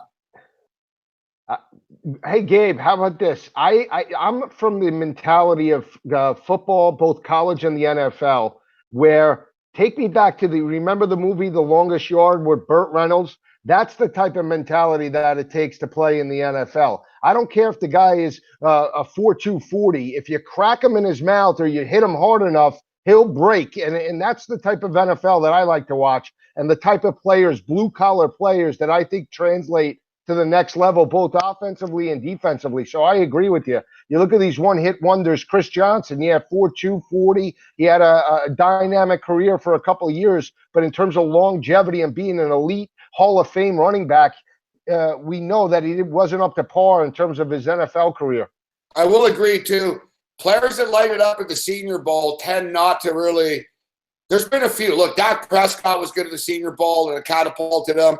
We fell for Zay Jones last year, but I've noticed there's a pattern, you're right, Joe, of guys that light up the Senior Bowl that don't really, it's a 1 week thing, and people fall for it more than they should. Oh, E.J. Manuel, another Buffalo Bill. E.J. Manuel killed the fucking Senior Bowl, right? No, he was like the best one, and everyone loved him, and, the rest is history right there. But what do you think of Bill Polian? I mean, I don't know if this guy actually means these things or he's just a fucking idiot. But, I don't know, Bill Polian, he put together some good teams in Buffalo and, whatever, fuck. You drafted Peyton Manning first of all. Good for you, fuck. It's a real hard choice there. So, but he acts like he's this fucking god and this genius and this know-all, be-all, end-all football guy saying that Lamar Jackson isn't good enough to be a quarterback in the NFL, then he needs to be a wide receiver. I think that's just fucking preposterous and ludicrous. What's your take? Yeah, I wish I could slap Bill Polian in the face and get away with it, because I think he's an absolute moron. I really do. I mean, here's the thing. You're a Buffalo, and we've spoke about this in terms of Buffalo Bills, and this is not a knock on Tyrod Taylor in terms of his big play capability or his play as a starting quarterback in the NFL. But he played well enough to become a starter for Buffalo, took him to a playoff game. We know about his 4-year career in Virginia Tech. He was a marginal quarterback at the very best. We're talking about an elite talent at the quarterback position in Lamar Jackson. He completed 59% of his passes last year, 27 passing touchdowns. He also rushed for 1,600 yards, 18 rushing touchdowns, but he became a better pocket passer. Now, I don't put a lot of weight into the 59% completion percentage. Entering 2017, Lamar Jackson lost his top 3 leading wide receivers. He cut down on the sack totals. You look at the 3-year sack totals. Last year, he got sacked 30 times.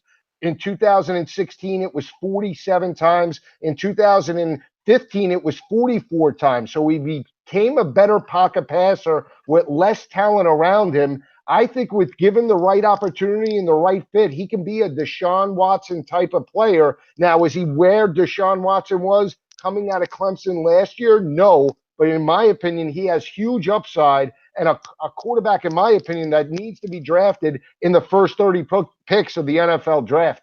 Are you buying into the Baker Mayfield hype at the NFL level? I'm not. I'm not either. I think he's going to have a hard time. The line, Tyrod Taylor has a hard time with that. It just is. And, I'm not one of these guys that's like, oh, you need to be that 6'4", 6'5" dude, because that's not the case. But I don't want to hear, well, Russell Wilson isn't that tall. Listen, fucking Baker Mayfield's not Russell Wilson, all right? Russell Wilson's got a fucking cannon of a fucking arm. He's accurate as fuck. He can drop it on a dime. He's ultra intelligent. He's never been tackled by a fucking cop fucking all hammered outside of a bar. He doesn't give finger to the crowd. There's a lot of variables. But speaking of the Senior Bowl, I didn't like what I saw from Baker Mayfield at the Senior Bowl. He seemed overwhelmed with, real dudes and big dudes getting in his face with their hands up on him. And it seemed like they knew. Like they were told, if you get your hands up, he's going to have a hard time. And he did. And then, you look at the Georgia game, and you and I talked about it. Georgia in that second half, they made adjustments, and he had some serious-ass problems. I think he was a great college quarterback, but I don't think it translates to the NFL. I say no to Baker Mayfield in the NFL. What do you say? Yeah, I say no too. If you're asking me yes or no, I don't think he's a first-round talent. I think he does have a big play upside in terms of he needs to go to the right type of system. Again, I agree with you. His height will be an issue. If you're asking me of a comparison, Drew Brees, but nowhere where Drew Brees was coming out of Purdue in West Lafayette years ago. His ability to read coverage is going to be an issue at the next level, playing against Big 12 defenses, as we know, that play a lot of zone coverage. So he picked apart a lot of zone coverage in college. When Georgia played a lot of man-to-man and brought pressure from the outside, he struggled in terms of with his reads and progressions and understanding where he wanted to go with the football. From a completion percentage, though, Gabe, he does have one of the highest college completion percentages, but he's not like Russell Wilson at NC State or Wisconsin, because Russell Wilson did not turn the football over in college. He had at one point, he led the NCAA with most pass attempts without an interception. So that's not what Baker Mayfield is. I think he has upside, but I would take him in the area of third, fourth, or fifth round. I think the off the field issues are another concern. I know he's a riverboat gambler, but I'm sold with you. I don't think he's a first round draft pick in any way, shape, or form. I know, but you know he's going to be. You know he's going Yeah. to be. All right, let's see. Is my video fucking choppy? I don't know what the hell's going on with me in fucking Google Hangouts this week. At first, you were a little choppy, but you're good now. My audio's fine, but I think when we go to my video, do I get that max headroom shit a little bit? Yeah. Yeah. All right. I'm still here with you, Joe, but I'm going to go to audio only. For some reason, I don't know. We go to audio only for a few minutes and it clears itself up here. But yeah, we're still rolling. So I wanted to talk. Everyone talks about quarterbacks. I want to talk a little running back with you, actually. But as far as these other quarterbacks, you know, the kid from Richmond lit it up at the Senior Bowl. He looked good. Benkert looked pretty good from Virginia. But what do you make of these other quarterbacks? Like, what quarterback do you like here, Joe? Like, big name guy and then another guy. Yeah, big name guy, I'm going to go with Mason Rudolph over Baker Mayfield and over guys like Sam Darnold and Josh Rosen. Will he be drafted above those guys? Probably not, but I like Mason Rudolph for a couple of factors. You look at his road record in 2017, 6-0 on the road. He only completed 65% of his passes, but he was a battle-tested quarterback. He reminds me a little of Aaron Rodgers in terms of his arm capability and the way he could stand in the pocket and his pocket presence. Again, is he a first-round draft pick? I think he could be a late first, early second round, but I think he's got better upsides than Josh Allen, Josh Rosen, and Sam Darnold in this draft. I'm going with a couple of other guys that I like at the quarterback position. You mentioned Kurt Benkert. I think he could be picked up in the 5th and 6th rounds. But how about Riley Ferguson? I know you're big on Riley Ferguson in terms of his big play capability. He does remind me of Kirk Cousins' type of arm strength and his pocket presence. You remember Kirk Cousins at Michigan State. He completed about Riley Ferguson at Memphis, about 65% of his passes. He did throw for over 3,000 yards, over 30 touchdowns. He stands in the pocket, goes through his reads and progressions. He struggled towards the end of the season, but I think he's got huge upside. So I like Riley Ferguson. And then I'm going to go with a lower tier quarterback from the MAC, Logan Woodside. I like his arm strength. I think he translates to the NFL on the next level. He did throw for about 28 touchdown passes. He lost his big play wide receiver, Cody Thompson, that got hurt throughout the year. That put a lot of pressure on that team in terms of scoring capability. They lost Kareem Hunt. They went to Terry Swanson, not the same type of running back. But I like Logan Woodside in terms of that capacity. My number one guy, though, overall is Lamar Jackson. But how about Quentin Flowers? If you think Lamar Jackson could play, a raw athletic quarterback as Quentin Flowers, big body style, I like Quentin Flowers as well in the later rounds to be an NFL project at the quarterback position, not wide receiver position like some are talking. I know. And you know what? I hate to be the hypocrite here because I defend Lamar Jackson and say that he's a quarterback. But Quentin Flowers' accuracy, to me, Quentin Flowers is a Canadian Football League quarterback. And J.C. Watts, right? The old school J.C. Watts, Damon Allen. He'd be a CFL star. But Quentin Flowers is a good kid. He's a very good athlete. He's a competitor. He's a winner. I think I get it. You know what I mean? I wouldn't tell the kid not to be a quarterback because he'd be good enough to definitely make a roster. and be a top 3 guy. I think maybe he'd be the 3rd string guy for a little while and then work his way in. I mean, look, if Josh Johnson out of San Diego, right, that's a fucking Torero, Harbaugh, this kid's probably got about $22 million. He's been in the NFL for about 10, 12 years now, Joe. Yeah, what about Jim Sorgi from Wisconsin? And how about Webb from what about UAB? Buckheads in the league. Right, that's what I'm saying, right? You don't, I mean, come on, you wouldn't give him at least an opportunity when you see the progression of Dak Prescott. You see what Cam Newton can do. That's the thing, and you know this. NFL GMs are fucking crackpots. They don't know what the fuck they're doing, you know?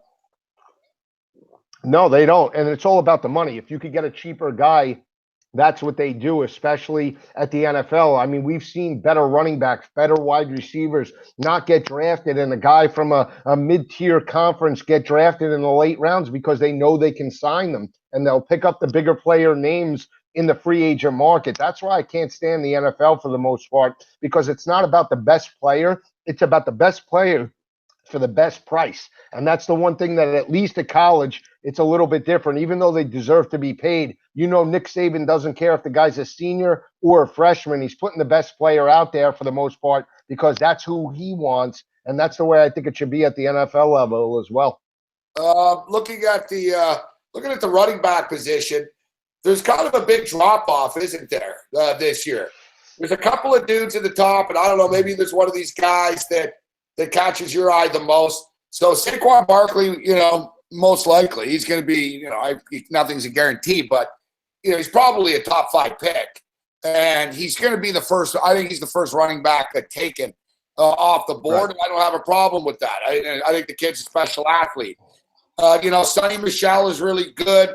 You got Kerryon Johnson out of Auburn, Geis. Ronald Jones, but I mean, you know, Nick Chubb. But to me, really, like, how many of these guys are going to be stars? Like, how many of these guys are just like sheer out motherfucking NFL studs, Joe? I'm not so sure.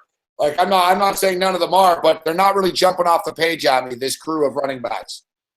See, I have to disagree with you. I thought this was a very deep group of running backs this particular year, Gabe. I think, you know, even though you might not get Saquon Barkley and Darius Geis 1 and 2, I think those are the 2 best backs in the draft. There's comparable backs that really aren't a big drop-off in terms of production.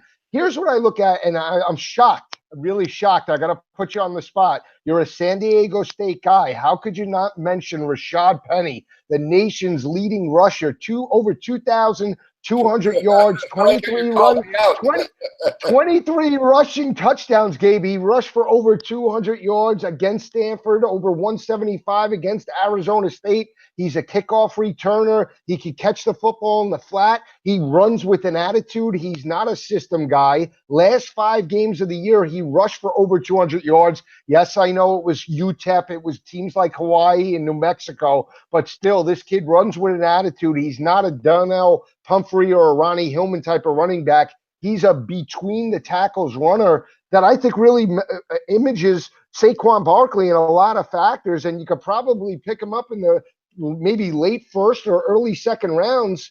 I think he's a playmaker. So that's a running back that I like. How about Akram Wadley from Iowa?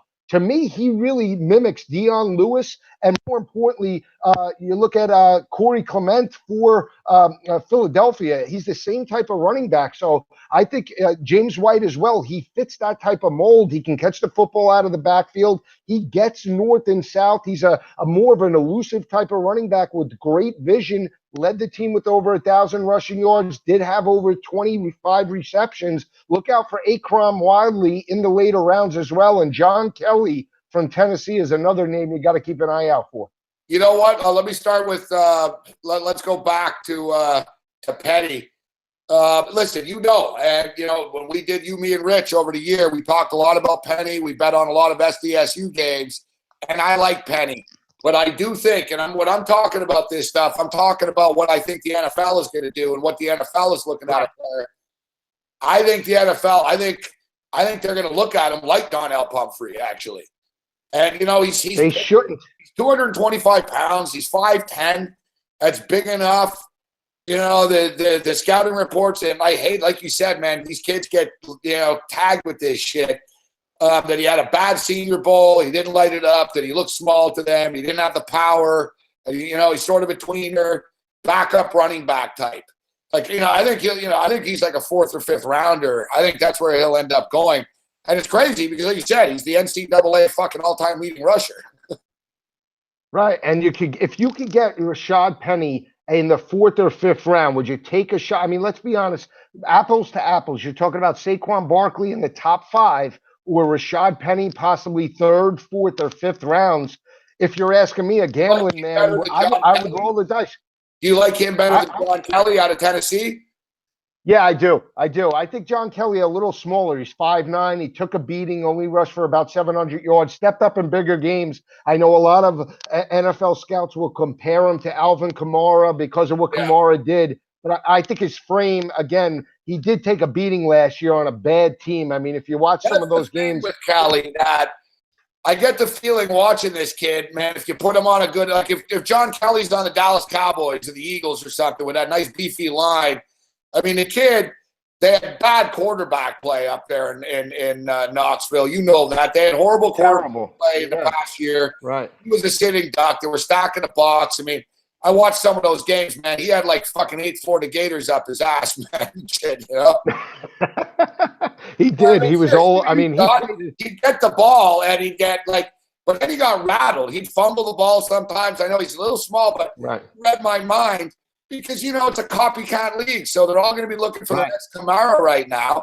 And they go, look at his kid foot. Oh, he can catch the ball out of the ball. He played at Tennessee. Maybe he's Kamara, right?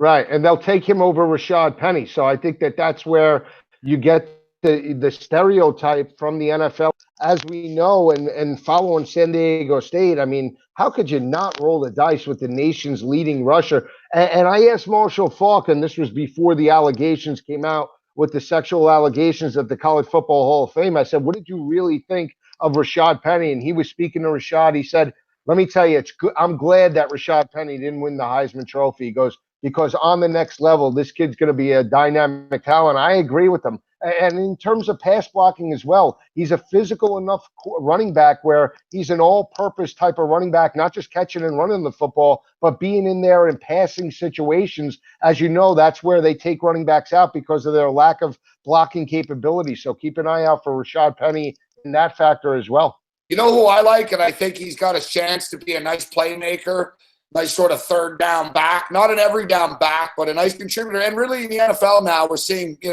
backs by committee as well. 2 and 3 guy backfields. We saw with the Philadelphia Eagles win the Super Bowl with Ajayi, Clement, and Blunt, obviously. But the kid out of Arizona State, Joe, Kalen Ballage. Ballage.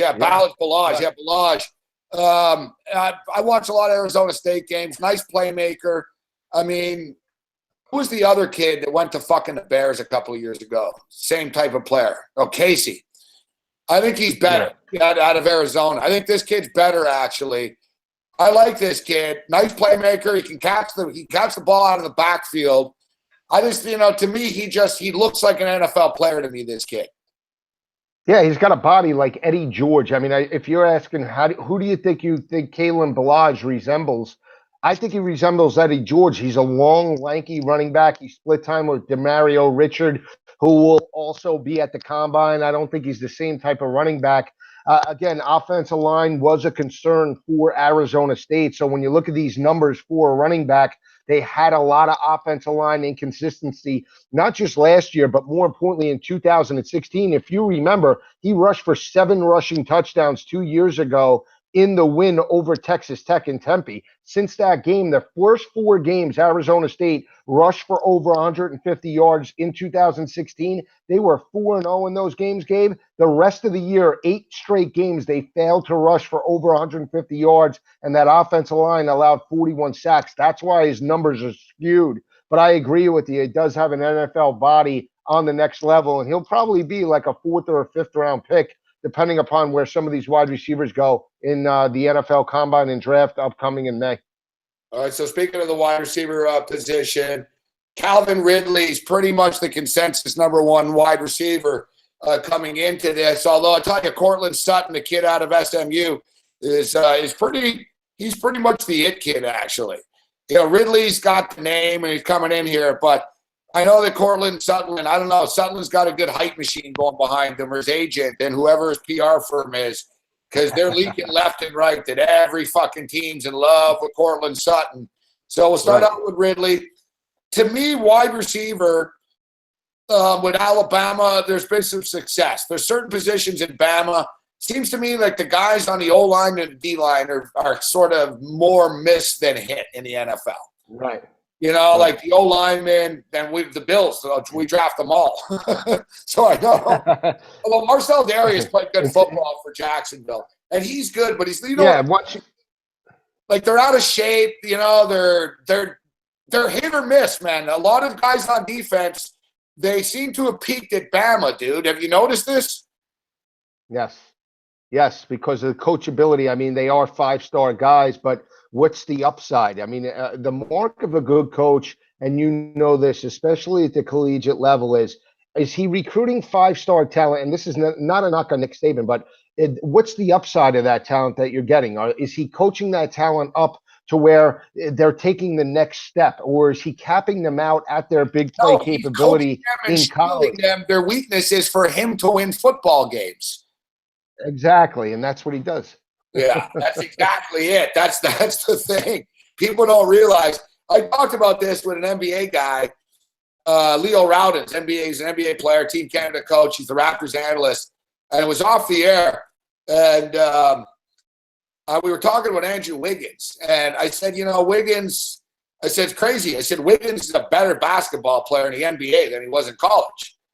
And Leo Rowdens told me because it was Bill Self. And exactly what you just said, Joe. He goes, Bill Self's job wasn't to let Andrew Wiggins shine. You know what I mean? Bill Self's job wasn't to let Andrew Wiggins score 24 points a night. Bill Self's job was to win basketball games. And Andrew Wiggins just happened to be on the floor during that process. And that's the key, isn't it? It really is. And we see the same thing in college football as well.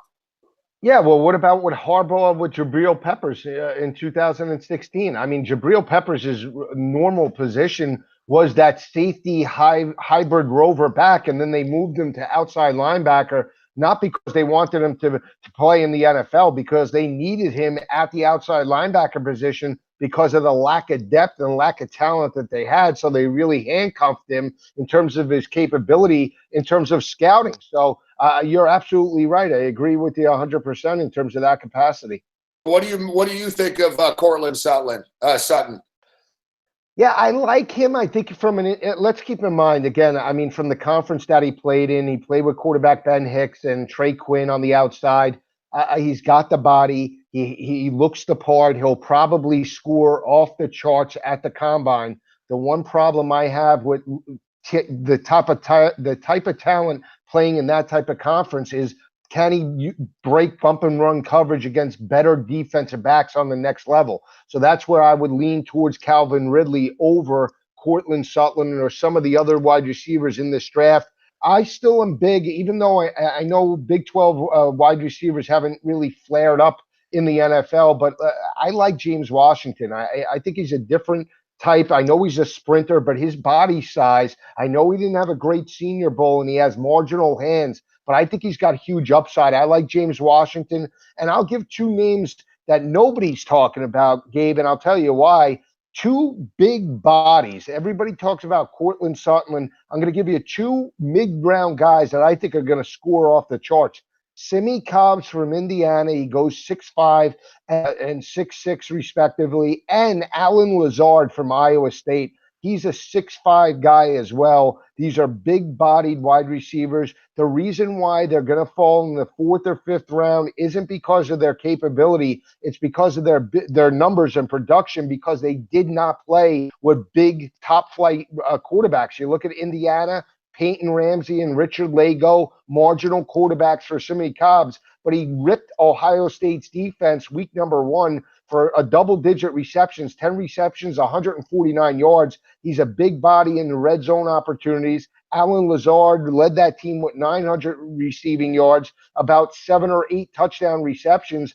and he was playing with a backup quarterback in Kyle Kempf and Zeb Nolan. So I think that's why these guys will slip. They're blue-collar wide receivers that are huge in terms of red zone opportunities. Look out for them at this combine. One guy I'm surprised that you didn't bring up, actually, is our boy, James Washington.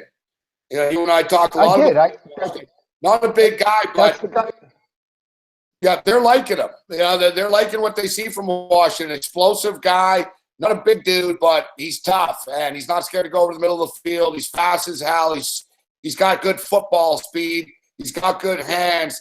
I think he's going to be a good football player, this guy. I like him. Yeah, I mentioned him. I said, I don't know if you heard me. I said, I know Big 12 wide receivers, but James Washington, because of his body size. Yeah, I like him. I think he's going to.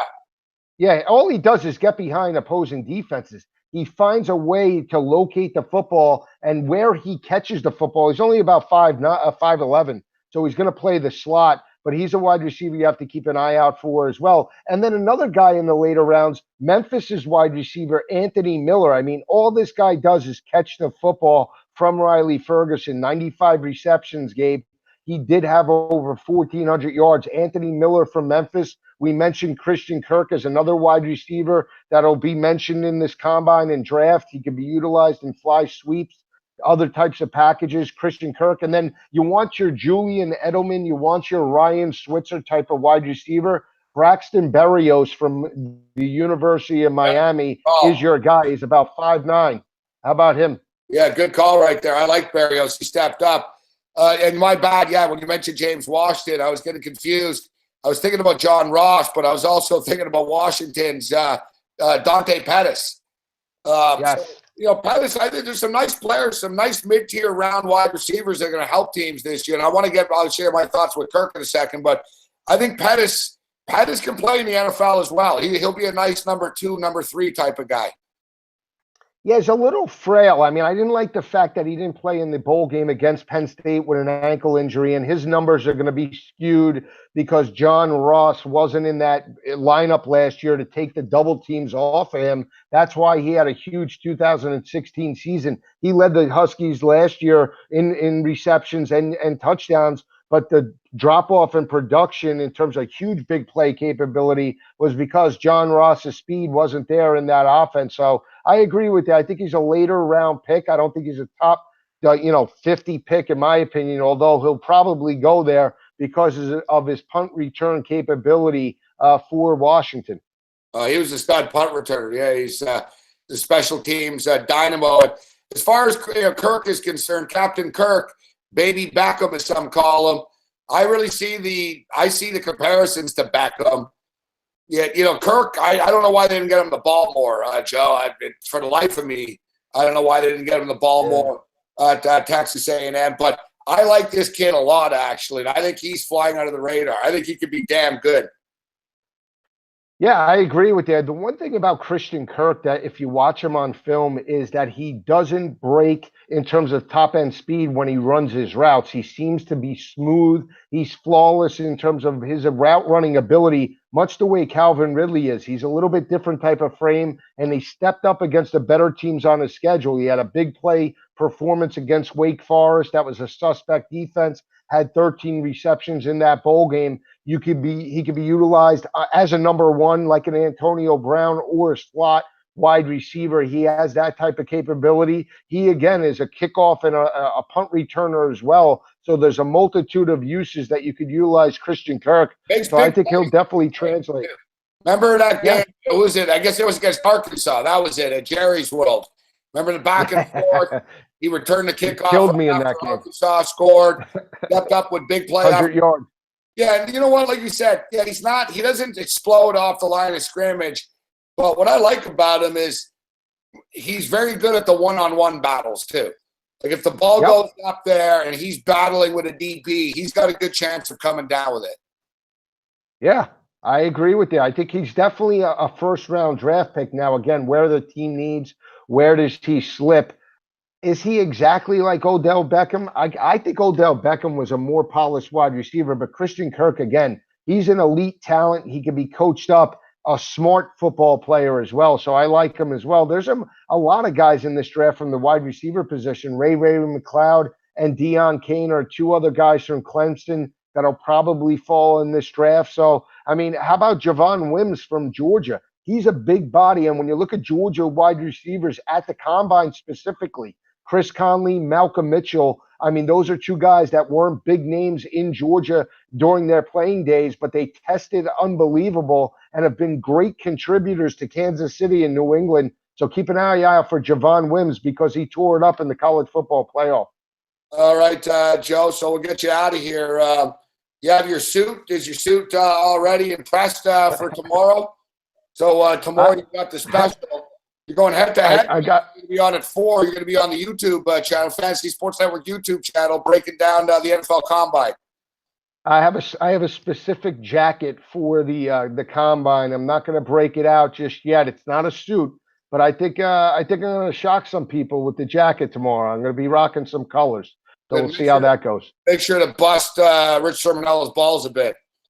Uncle Rich, you know, he'll be there too. If I'm looking at him on the table, I might laugh. So I hope they put us side by side because I can't stare him down. It might be a little tough in those DX racer chairs, but we'll see how it plays out tomorrow. It's great stuff as always, Joe. I appreciate you taking the time to be this. I apologize for a little choppiness here. I know we've experienced some difficulties recently with Google Hangouts in the late night hours.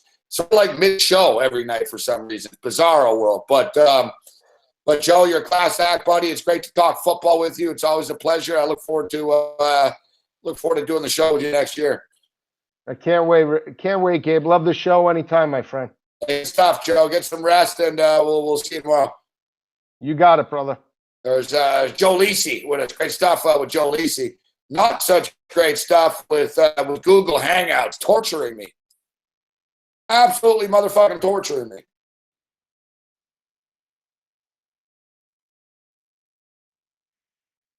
So yeah, we'll do what we did last night. We're gonna take a break now, and we'll have to shut it down and reboot. And I don't know. I don't know. It's getting pretty frustrating. I'll tell you that much. But yeah, we'll take a quick break. We'll be back on the other side.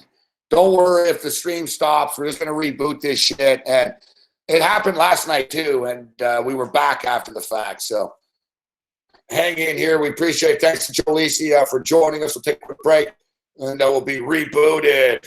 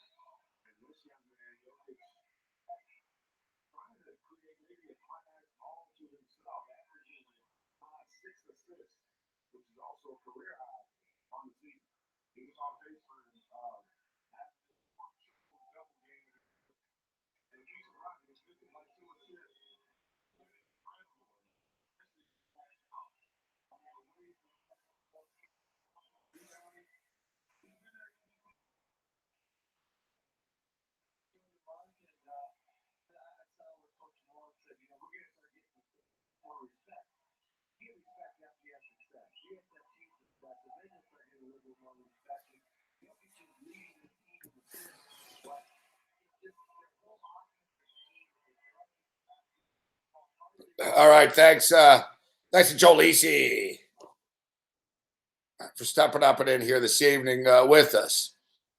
SJ Sharkey, as Cam calls them, up 4-1 on the Edmonton Oilers right now.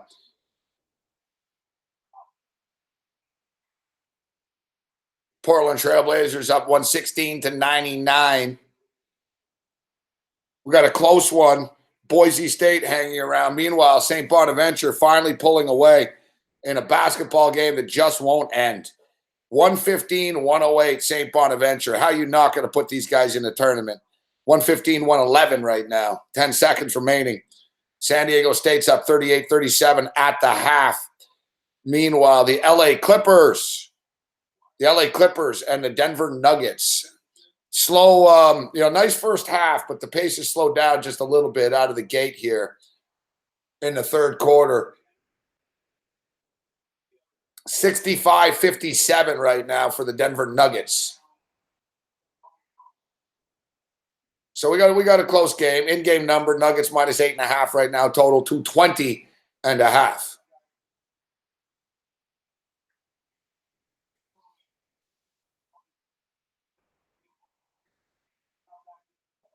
The LA Kings are up 2-1 on the Golden Knights right now. The LA Kings, the team that suddenly has the Knights number. 2-1 for the LA Kings right now. I'm concerned about the Clippers. I need the Clippers to get their fucking shit together.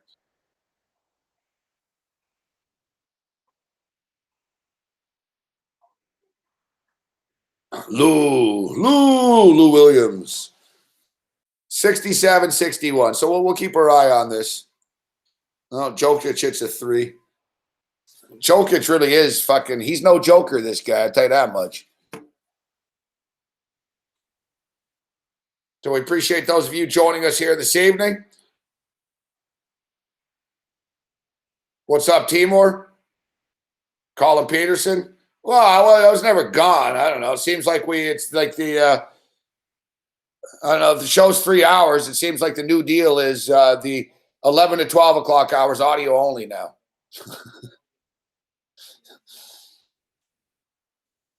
I don't know what the fuck's going on. I try not to fucking really freak about this stuff, but it's starting to aggravate me a little bit. I'm not going to lie. Yeah, I like Cyborg, but I wouldn't lay 20-1. That chick she's fighting is fucking hot. It's too bad she's going to get her face fucking caved in. Christian Justino. Minus 1,600.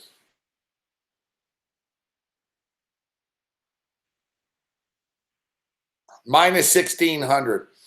So, yeah, we'll get to Jon Jones' stuff momentarily. So Jon Jones gets his appeal or his hearing today. Didn't go very well. We'll put it that way. It did not go very well. We might as well just get into a little Jon Jones now. So yeah, Jon Jones, I don't know, dude. I'm tired of Jon Jones. Like the little boy that cried wolf, you know? Although probably a lot of people don't know what the hell I'm talking about. Unless you're old. I don't think young people use that expression very much. It's like the Duke lacrosse. You pull the Duke lacrosse team. Yeah, with Jon Jones, man, I don't know. Fuck, it's hard to keep up. Like, I can't lie. I don't care. Right? So it's hard to keep up with this guy. It's like, what suspension again? And what steroid? Well, what did he do? Was it the coke? What? Did he hit someone like in a car? What? Every 6 months, man, there's some new bullshit with Jon Jones. And every motherfucking time, it's the same bullshit with this guy. He's like a lying teenager, you know? He's like a lying teenager. Instead of just owning up to shit and making it fucking go away, it's like, whatever, dude. You're not the only fucking fighter that's fucking failed a supplement test, all right? But for some reason, you make an ass of yourself during these things all the fucking time. It's never you. It's a fucking one-armed bandit. Fuck. It's fucking Vladimir Putin's fault. It's a fucking deep state. It's fake news. It's never Jon Jones's fault. Fuck. Ever. It's never his fault. It's never been his fault. I don't know how the coke got in my system. Yeah, I don't know, John. You're like the toughest guy in America, essentially. You can beat the shit out of fucking 99.9% of people in the country. Yet, somehow, I guess someone fucking held you down and fucking shoved cocaine in your fucking nostril. Like his excuses, like, it's ridiculous. It never ends with this guy. I try not to fucking like dislike him. And it's too bad because I know Jon Jones, or I did know Jon Jones. I knew that Jon Jones was going to be a badass from day one. Like from the first time I saw this dude, and I was like the first one in on the ground floor. Aaron Bronstetter, who works for TSN now, great booker. He had a great eye for talent. And Jon Jones was literally like 3-0 type shit. Like he was literally a nobody. He was 3-0. He was fighting on undercards. He fought. He had one fight in the UFC. But when I did my research on him, when I was like, oh, he's like, oh, you got this Jon Jones dude. I'm like, so I do my research on him. Like, fuck, man, all of his brothers play football and fucking, state champion and, wrestler. I was going down the list. I'm like, fuck, this dude's fucking badass. And what I liked about him was Jon Jones, even though he was a high school wrestler and college wrestler, he never really had formal mixed martial arts training. And that's what made him so dangerous. Like Jon Jones, and another thing is too, when I saw him too, I was like, holy shit, when I met him in person, I was like, man, this guy's fucking long. And like, he's going to be a problem because he's no one's really built like him. So, and he was telling me about how like, he didn't really, he never really went to like an MMA gym and shit. He knew wrestling, but he basically watched YouTube only. And he said, I'd watch YouTube and I just sort of see things that I liked and I would just sort of incorporate it and do my own thing. And he said, literally, I'd watch like Bruce Lee and shit. He goes, I basically try to do like video game shit in real life. And I just sort of say, why can't I do this? How come people don't do this more? Right. So he got away with it. So he was really interesting dude and shit. Nice guy.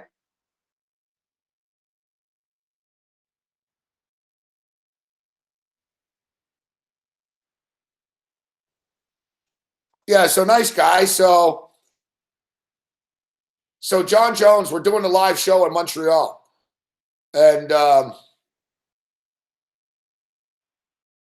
it was a great show. It was a live show. Like Heath Herring was there, Kenny Florian was there, Clay Guida, and Jon Jones.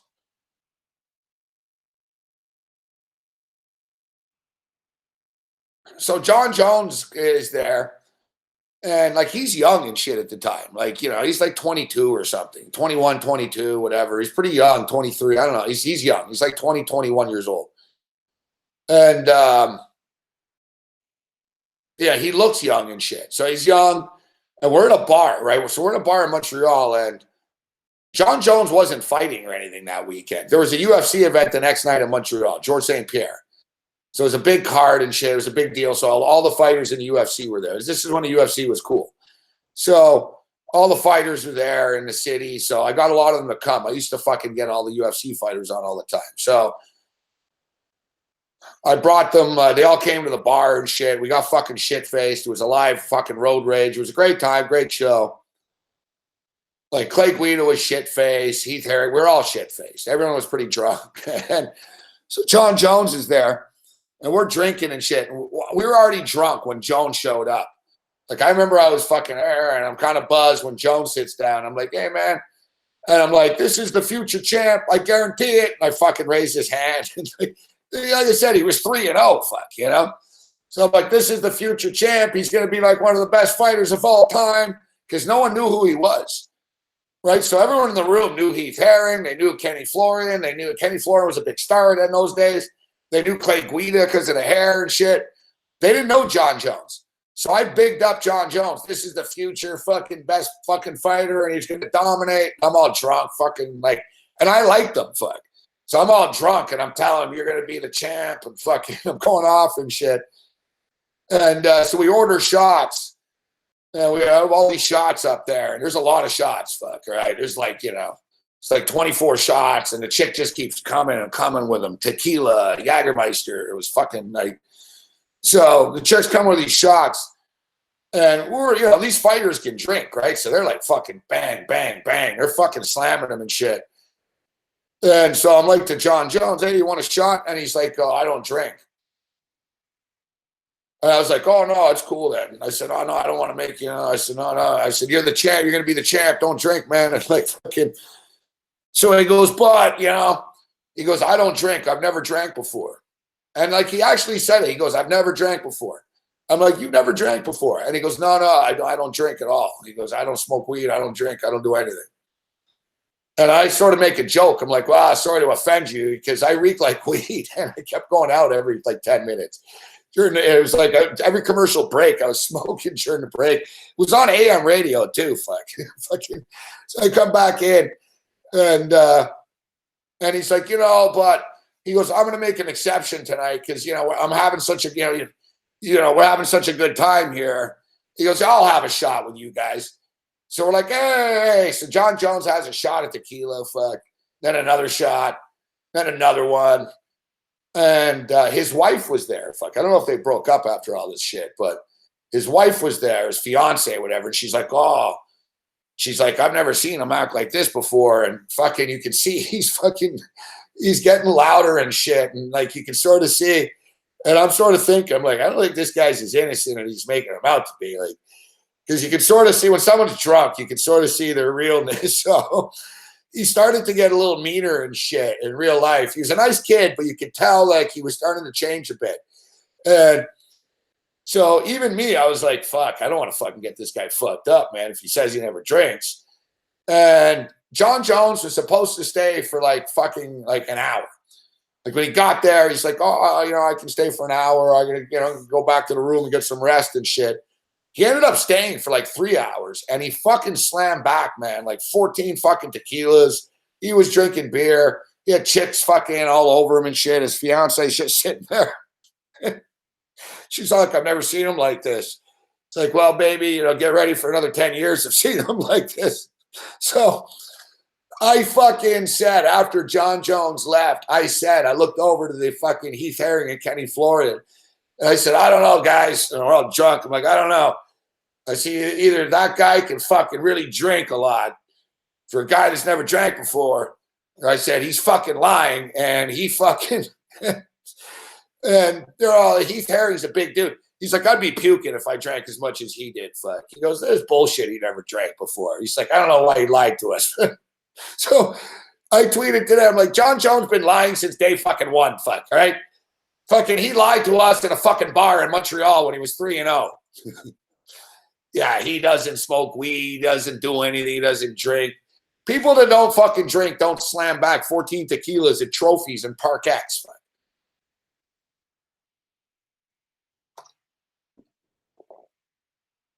I swear to God, he probably would have done a line. Yeah, so exactly. I actually thought, so for a little while there, I thought, fuck, I hope I didn't like corrupt this guy. And I'm like, man, this guy's like some young champ. He comes to trophies, fuck. I get him all fucked up and shit. And so it's just funny. So after all these years, so Jon Jones just keeps doing shit all the time, right? And it's always the same thing. So if you remember like Jon Jones, he tackled a fucking purse snatcher once, but then it was set up, supposedly. Jon Jones did an interview about how when he was in high school, fucking, he used to fucking grab drug dealers and turn them in and shit. It's like he's full of shit, fuck. He never did that. He was doing drugs, fuck. Like, that's the thing with Jon Jones. So, like, Jon Jones, he fucking just pretended. The guy, like, lived this lie.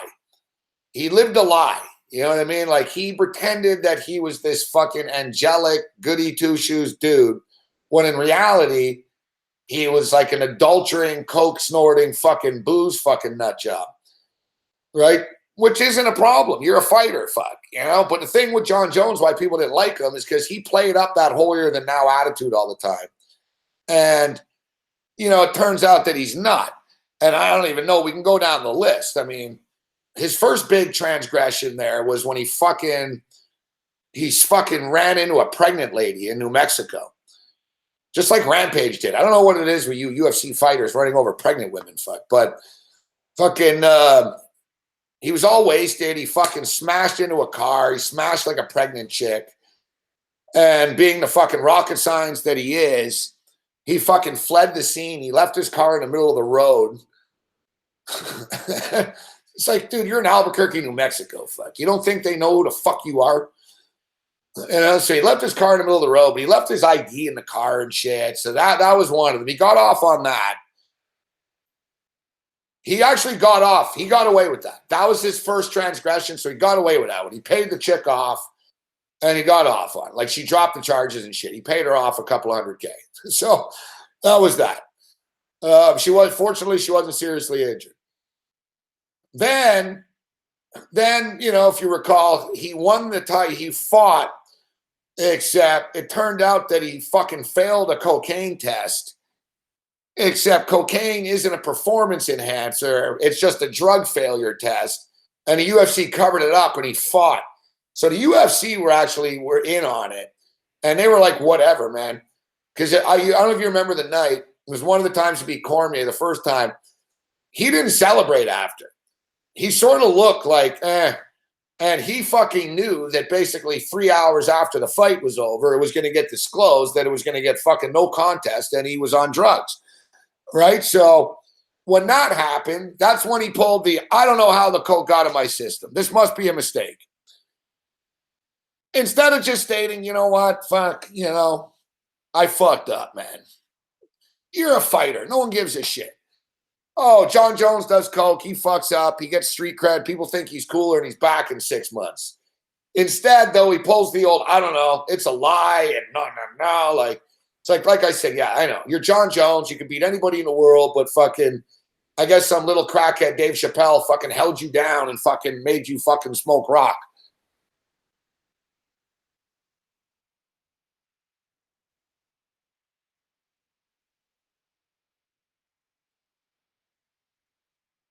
So then if you recall, like he failed a steroid test. And then there was like another coke thing. And then he finally went to jail, if you remember, because he was drunk driving in fucking New Mexico. And the cop pulled him over. And if you remember, he got really fucking mouthy and shit with the cop. He was like, that's when he saw the real Jon Jones on the fucking police footage. Jones was like, go fuck yourself, you fucking pig. It was like, whoa, John, I thought you were Mr. All-America. Fuck. He's like, go fuck yourself, you fucking pig, you racist son of a bitch. He starts like really telling the cop. And the cop even says to the guy, he goes, John, I was a big fan of yours up till right now. And Jon Jones goes, you're fucking racist. And the cop goes to him, I'm Mexican. Like the cop goes to him. Like Jon Jones is like, you fucking racist motherfucker. You only stopped me because I'm black. And the guy goes, I stopped you because you're fucking erratically driving. And he goes, I'm racist. He goes, I'm Mexican, John. I'm dark skinned like you. And he goes, I was a fan of yours. Because Jon Jones is like, I'm Jon Jones. Fuck. You know who the fuck I am? Cop's like, yeah, I know who you are, John. I was a fan of yours, Like the cop actually had to come back for everything. Where I was like, man, this cop actually is fucking, like the cops actually, he was fucking coming back with him. So Jon Jones, though, since he was so like belligerent and shit, I think he had a suspended license.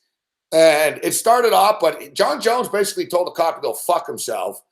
And I don't know. I think he had something in his car, whatever. If you remember, he ended up going to jail, fucking New Mexico, county jail. He did like what, 60 days or something, 90 days? And then, yeah, our picks suck tonight. It's just maybe the Clippers can backdoor this. And then, if you recall, he comes clean. He comes clean for real, finally. If you remember, this is like 2 years ago. He comes clean and he says, all right, listen. He said, I've been living a lie. I've been lying to everybody. And he goes, it feels really good to not lie anymore. And he goes, I used to want to be like Michael Jordan and pretend I was Michael Jordan. And he goes, I'm not Michael Jordan. I'm Jon Jones. And he had that famous fucking line. It was great. When he says, he said, I'm a marijuana smoking, vodka drinking Christian. And he goes, I'm no longer going to be ashamed of who I am. And I'm Jon Jones, and this is who I am. And so everyone was like, hey, all right, man. And like everyone actually liked him suddenly. It was like, all right, welcome to the club, Jon. At least now you're admitting it. It's all good. Look, Chuck Liddell's a big cokehead. No one fucking called him out. People just call you out because you always lie about it after. So everybody embraced him. Fuck. And he was like, you know, I never took steroids. I had problems. I did do drugs. And he actually was like a little honest a bit, except for the steroid part. But the thing is, you fought Daniel Cormier twice and beaten him twice. Both times you've tested positive after. And the thing is, Daniel Cormier is 39 years old. You're fucking 30. You don't need the steroids to beat Cormier, or do you? But the first time, okay, Jon. The second time you come back and the last time you fight, again you test positive. It's like, how can anyone look away? I don't even like the athletic commission. But when the athletic commission's asking him, like, you know, how can we believe you? You know, like he lies to everybody constantly that, you know, you keep on beating Daniel Cormier. Think of Cormier. Cormier keeps losing to a dude that keeps twice now that's testing positive. And now Jon Jones comes in today totally unprepared. He's had fucking months to prepare for this hearing. And it's not a court of law. Like he can say, fuck you, suck my dick. But it is legal in a sense. They control his fucking fight license. Right? So he's not in court, but it is court. I watched the hearing today. And listen, the committee members are fucking dickheads. All right. There's like 6 of them. It's like out of a movie. Fuck. You know, and one of the, you know, the lady bitches at you, blah, blah, blah. Do you still do drugs? And do you drink and drive still? Like she's fucking drilling them. And, you know, and then there's a couple of nice committee members. One committee member was like, you know, I really want to believe you. He goes, I like you. I want to believe you. And I don't want to ruin your career. So I vote yes to revoke you, to reinstate you. The guy looked like Santa Claus. He was like a nice old guy with a beard. And then one of the other guys right away, like the head committee guy, fucking gets on the mic and goes to Jon Jones. He goes, I disagree wholeheartedly with my colleague. He goes, we're not the ones ruining your career. He's like, you're the one ruining your career. He goes, did we bring you in here? You're here because of your own actions. Don't put this on us. And he's like, so he started sort of bickering at the other committee member. And he's all like, I'm not going to reinstate you. And then the lady's like, neither am I. And it was like, ding, ding, ding, ding. Fucking, he went down. But the thing is, Jon Jones admitted under oath today. He comes in. So they said, all right, Mr. Jones, we want to believe you. What is your reasoning as to why this supplement was in your system? And he's had 6 months to get ready for this hearing. And you know what he says? I don't know. He goes, I'm still investigating people that might have contaminated my supplements purposely. So he's playing the old, I don't know, someone sabotaged me. But you have no evidence of it. You have no accusation. You don't even have like a fucking fake accusation. You don't know.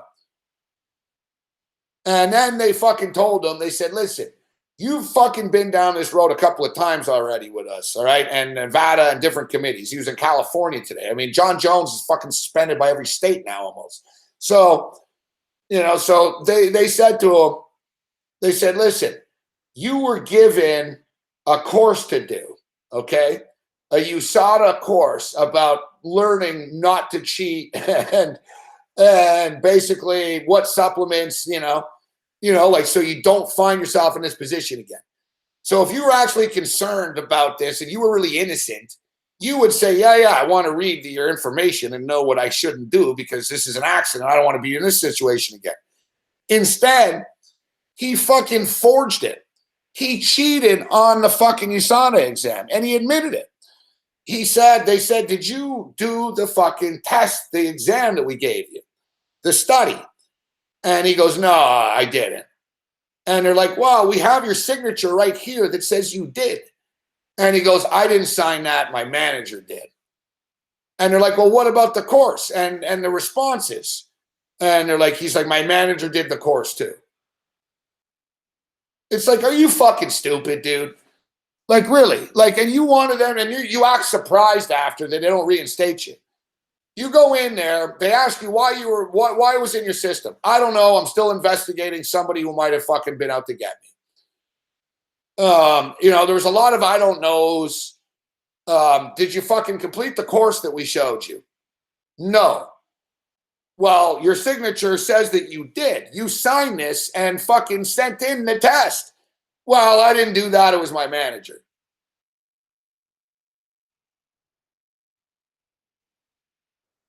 It's like, what the fuck are you doing?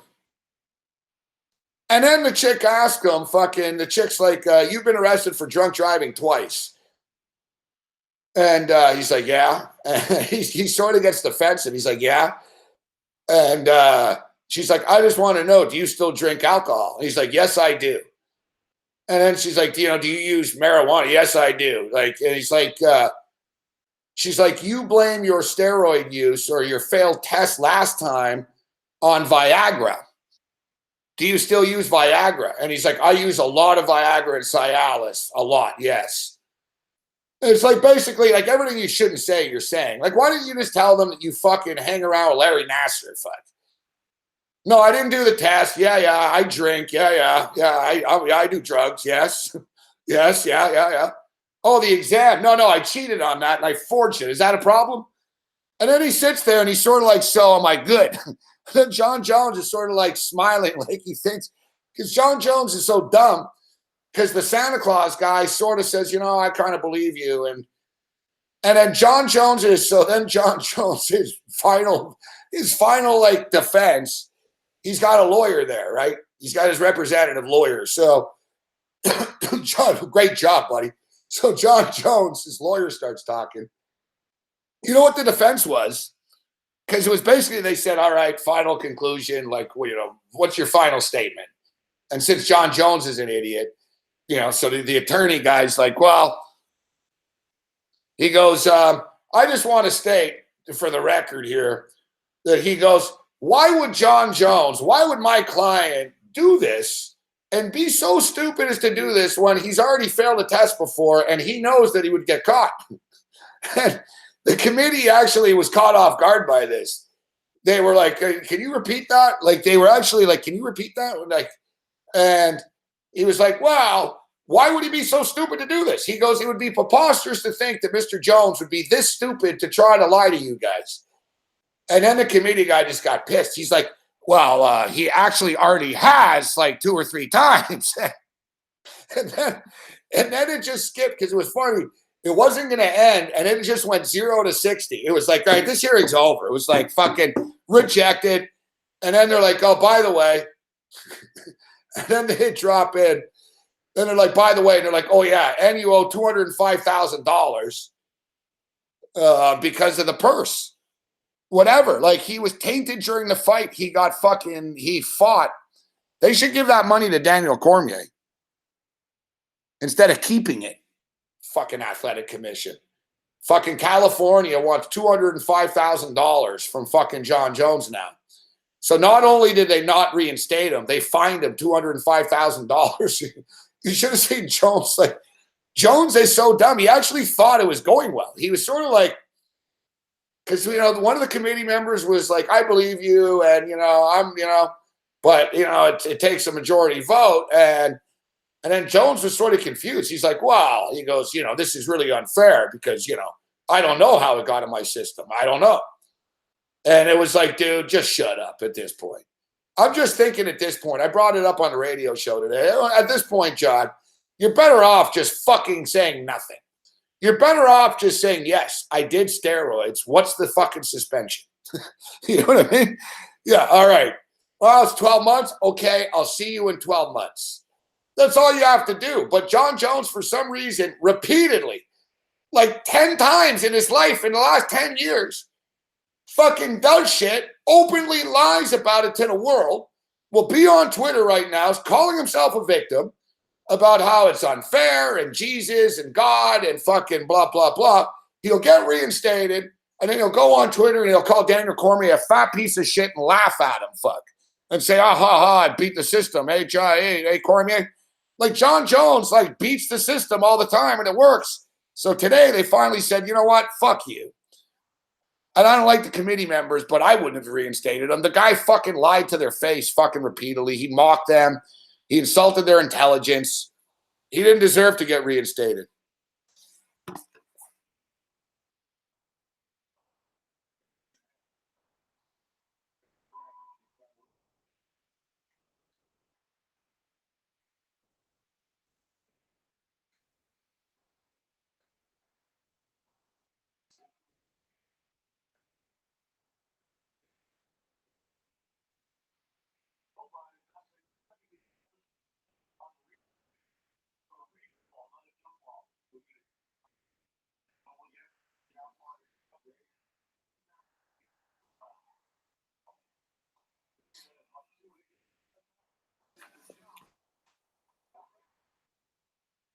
I don't like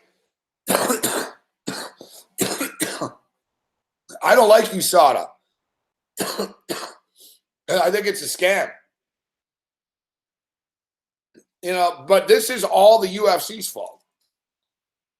This is all the UFC's fault. Because the UFC used to police themselves, right? And the problem is they weren't policing themselves. And then they forced the fucking governing bodies to get involved. Guys, for the first fucking 15 years of the UFC, everybody was juiced up. Everybody was snorting coke. Man, I was doing fucking blow in a hotel room, all right, with somebody, and there was a UFC fighter in the room, an active UFC fighter at the time, and a big name UFC fighter. And we looked up at the guy, and it was with Cam Stewart. It was years ago, and Cam Stewart looks up, and he says to the fighter in the hotel room, "We're about to leave the room and go out." And Cam busts out like this bag, and Cam looks up and he goes, "Man, you must think I'm a big loser for doing this right now." And Cam's like, fucking does a big rail. Because the guy's all ripped and like in shape and shit. And he's like, Cam's like, "You must think we're big losers, eh?" And fucking the fighter says to us, he's like, "I'll only think you're a loser if you do it all and you don't give me a line." And fuck, he comes over, fucking big. And I'm like, no. And I'm like, right after, I'm like, bro. I'm like, dude, you got to fight in fucking 2 months, man. I'm like, oh, fuck. And I was thinking about Jon Jones, too. I'm like, man, first Jon Jones fucking starts drinking. Now you're going to fail a fucking coke test. And I'm like, oh, fuck. And I was telling him, I'm going to see this on MMA Junkie that you failed a drug test, and it's going to be because of this fucking room. And I'm all like, it's me. Like, I was telling the guy, oh, no. Fucking. And the guy tells me, fucking, the fighter tells me, I said, "You're going to fail a test, man." And he goes, "Test?" And he started laughing, fuck. He goes, "Test?" He goes, "I didn't fail any test, fuck." He goes, I never failed a test once, fuck. He starts laughing.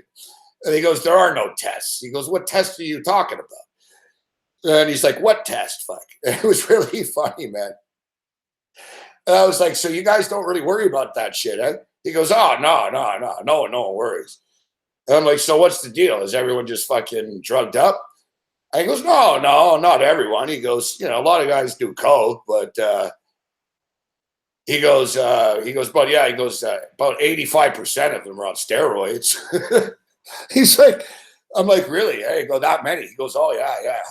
He goes, "Probably, he goes 9 in 10 UFC fighters on steroids." He was telling me, like, he goes, he goes, "The little weight classes really aren't." He was telling me, he's like, "Oh, yeah, every heavyweight's on the juice, fuck." It was the juice era, fuck, They were all juiced. Like, they were all juiced.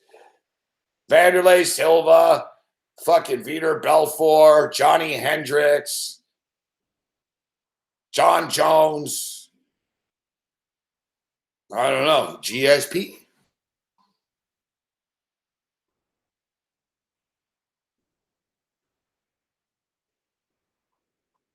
Like, like Anderson Silva, Chael Sonnen.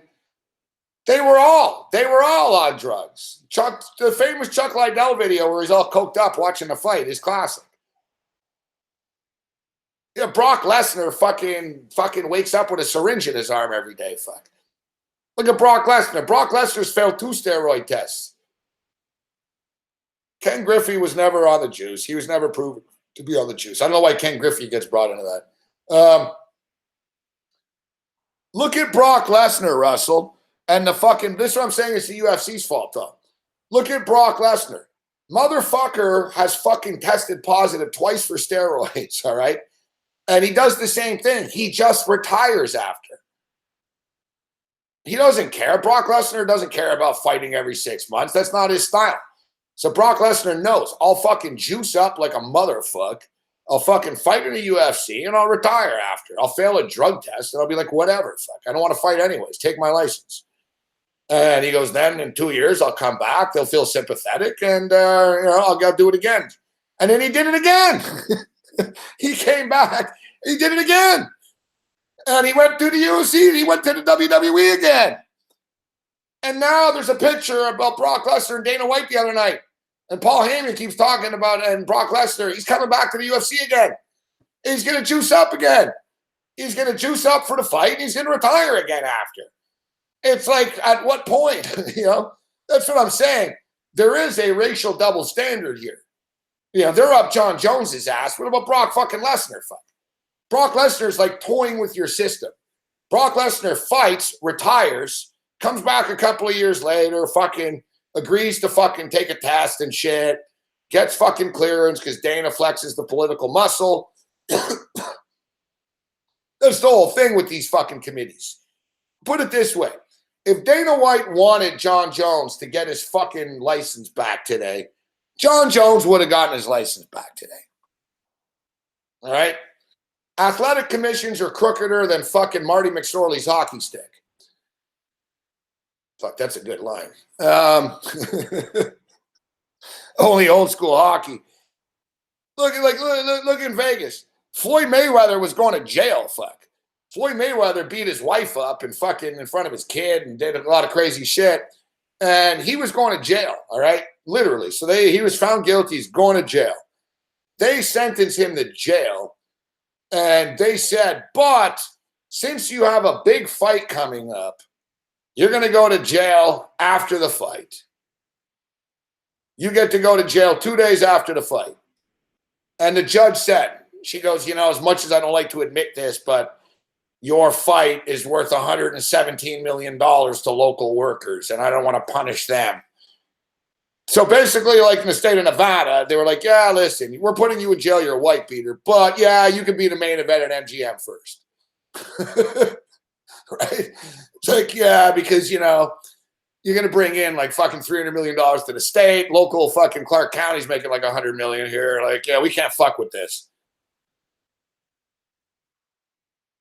Right? So, and like, Dana White, man. Dana White and the UFC, man, they can fucking run these fucking commissions, man. Like, it happens all the time. Brock Lesnar wants to come back. Ding, he's back, fuck, right? Dana White, here's your envelope. Oh, you're up for re-election, aren't you? Because all the people on the committee are voted. They're committee, they're like politicians. They're on like, they're city councilors, but they're on the board and shit. So all Dana White does, all the Fakita does is, hey, you're up for re-election. Oh, it'd be great. I'd love to support your campaign. It'd be great if, kind of hoping to get Brock Lesnar back in the UFC. It would really help if he can give us that license. It's Nevada, fuck. You ever see the movie Casino? With Robert De Niro? That was his downfall. All he had to fucking do is give the Stooge guy's fucking nephew the job. Remember the gaming commission guy? He's like, yeah, I know my cousin can be a little dumb, but we'd really appreciate it if you just give him any job at all. And De Niro's like, sorry, I can't help you. He's too stupid. There's nothing he can do here. And then like the committee guy, remember the gaming member? He's like, well, he goes, I really think it'd be, I'd really appreciate it if you just give him a job. Can't do it. And then Buddy tells him, you know what? You fucking East Coast mobsters come out here. You fucking think you run the fucking place. And then boom, a week later, you see the gaming commission's in there. You're shut down, fuck.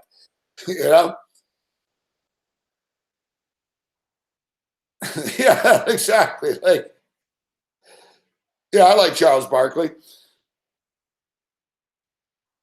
But like, you know what I mean?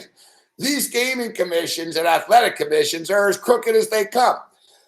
So it's pretty clear, like Jon Jones was on his own here. Yeah, and Brock Lesnar already, Dana White's probably already set it up. Like, don't worry about it. We've already spoken to the county commissioner. It's all good. You're going to have to fucking just show up and fucking piss in a cup once and don't worry about it. And then Brock's going to think, wow, this time I'm really retiring for real, so I'll really juice up.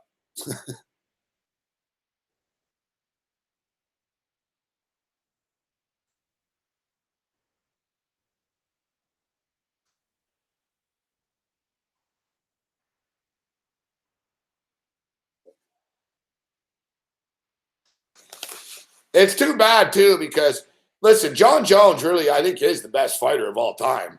And I don't think Jon Jones is a big steroid cheat either. I think he does fucking, I think Jon Jones does repeatedly fail these tests, but it's not like he's ripped and shit.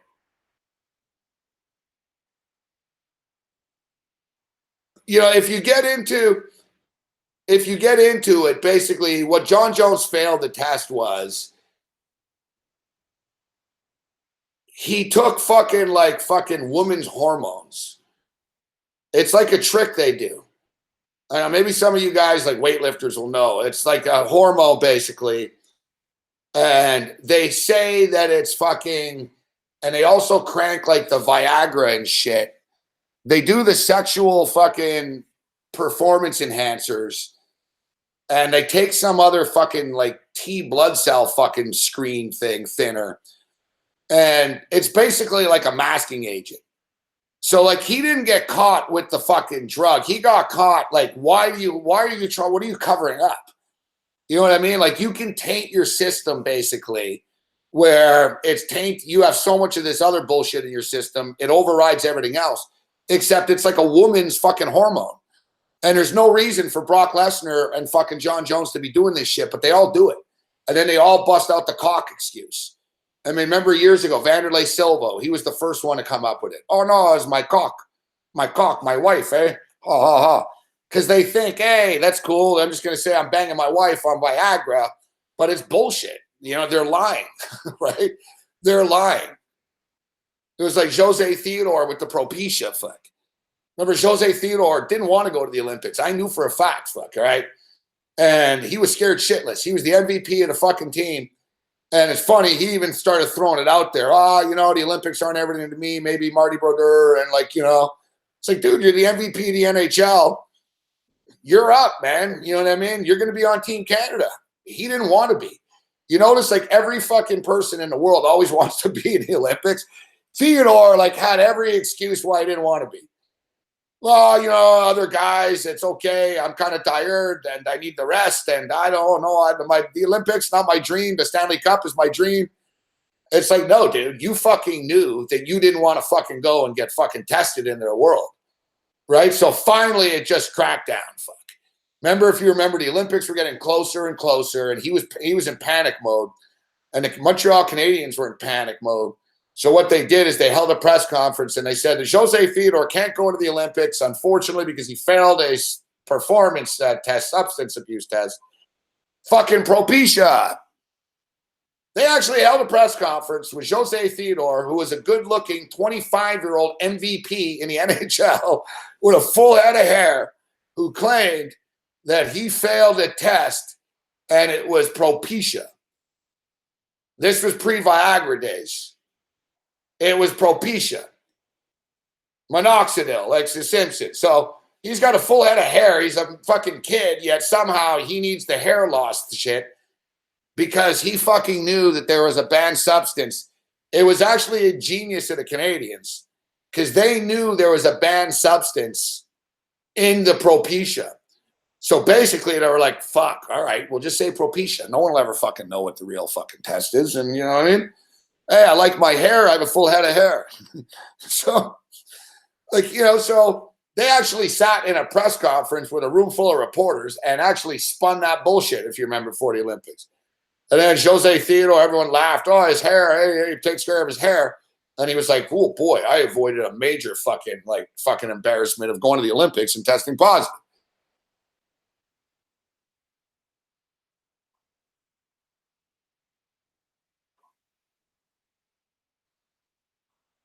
Let's be real. The best league is the NBA.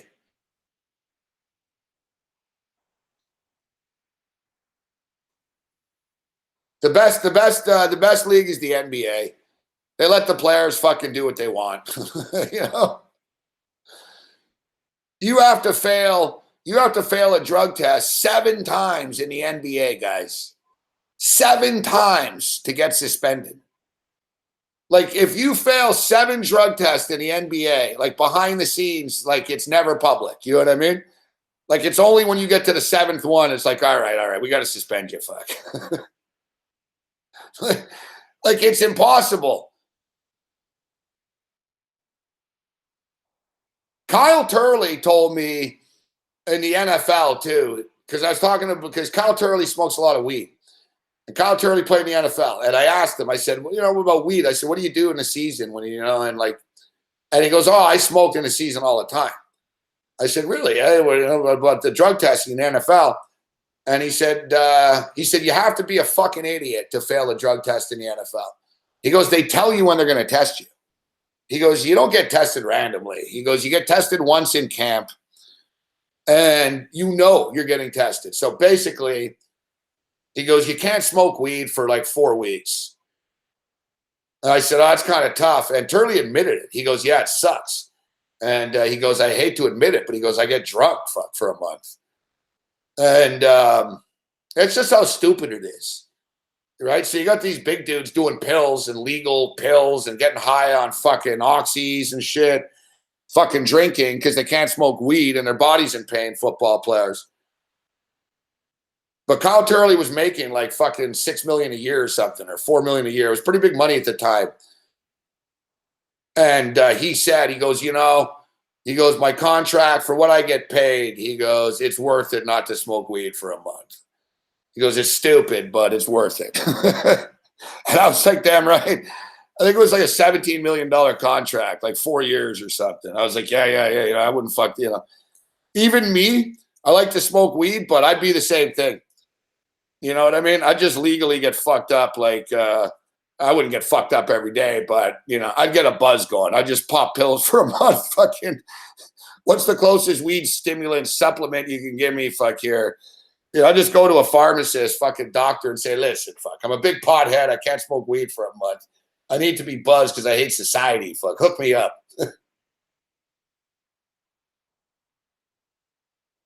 Like, look, like the NBA doesn't give a shit about weed. NBA players are smoking weed in the fucking parking lot before they go into the arena when they get out of their car and shit. Like, the NBA doesn't give a fuck about weed. There is no drug test for weed in the NBA. There's a drug test for coke. And like I said, you got to fail like 7 times. And then they'll say, oh, you have a problem. Right? So, and they don't have a major issue.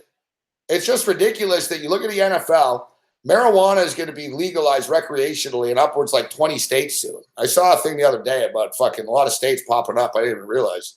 New Jersey.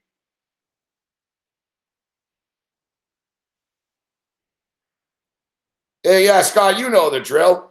Exactly. So that's what he stated.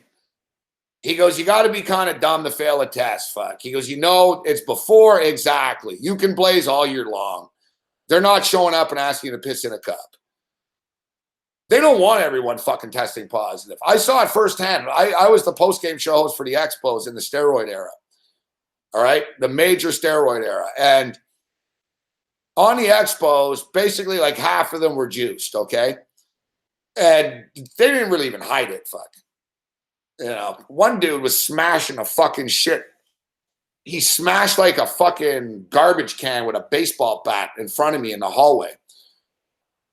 And I didn't even know the guy that well, fuck. And he started talking to me like openly. It was pretty crazy. He's like, man, he goes, fuck. He goes, I can't take this. He goes, I get these fucking rage fucking fits, man. He goes, I'm just so angry. And I was like, wow, what's wrong, man? And he goes, it's the fucking juice, man. He goes, I'm not used to it. And he's like, fuck, I feel like the Hulk. And he's like, fucking, I couldn't believe it. I'm in the media too. And the guy's like telling, but they all trusted me because I used to go to the strip club with them and shit. They used to, you know what I mean? I used to smoke weed with a lot of them and do shit with a lot of baseball players. So they trusted me. So he's all like, man, He goes, I'm like the fucking Hulk and shit. And he even told me point blank, but he goes, I got to do this shit for my fucking kids, man. And the thing is, this guy was a career minor leaguer, and he made it to the big leagues around like 30 years old. And he got like a $2 million a year contract, which at the time wasn't bad. And he said, he goes, it's worth it.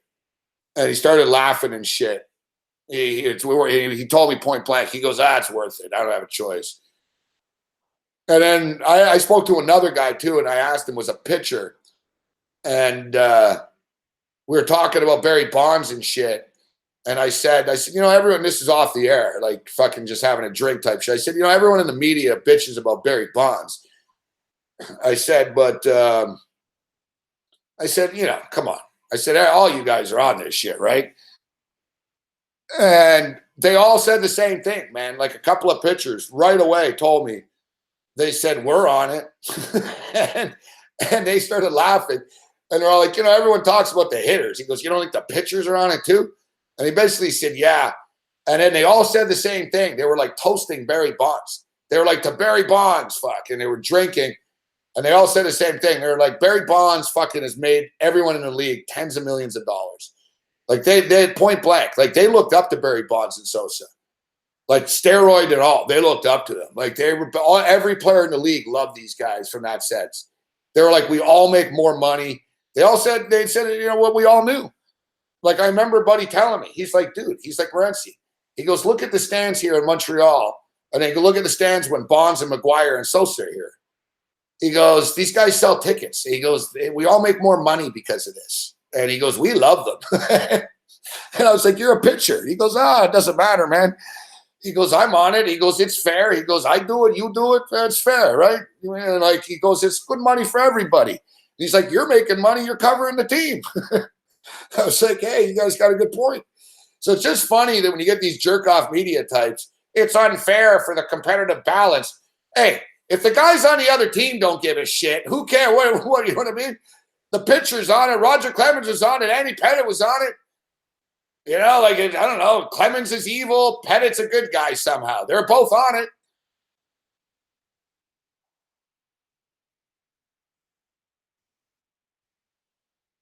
The thing that pisses me off, you want real hypocrisy. We talk about this with the NCAA. What did I tell you about the Clippers, baby? Clippers, man, 9-2 ATS, last 11 road games. So how about this, Bill? Roger Clemens can't get into the Hall of Fame. Sammy Sosa can't get into the Hall of Fame. Barry Bonds can't get into the Hall of Fame. Mark McGuire can't get into the Hall of Fame. All right, all these guys can't get into the Hall of Fame because of steroid use. Yet Tony La Russa's in the Hall of Fame. Tony La Russa was the manager of Mark McGuire and Jose Canseco, two known steroid users. So Tony La Russa wins a World Series with these guys and then has success in St. Louis with another big cheat in Mark McGuire. Tony La Russa gets inducted into the Hall of Fame for his success. Your success was due to guys who were juiced. So it just goes to show the old management-player dichotomy again.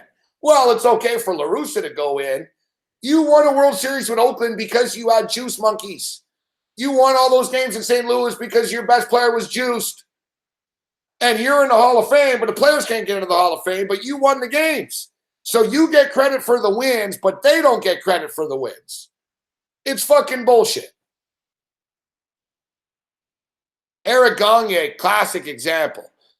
Eric Gagne was around Major League Baseball for a while, man. He was terrible, fuck. Eric Gagne was a middle fucking tier fucking like reliever. I lived in LA when Eric Gagne came into the league, and he was going to be a starter, and he was shit, and then he was just shit. He was an average fucking pitcher. And then Eric Gagne fucking goes Incredible Hulk, starts pounding back the juice, and the guy starts frothing at the mouth, throwing the ball 106 miles an hour. And Eric Gagne made about fucking $72 million. Now, Eric Gagne's arm, literally, I don't think he could lift this bottle right now. Like, Eric Gagne's like body's falling apart due to the juice, but he's a classic example. Eric Gagne's success was 100,000% steroids.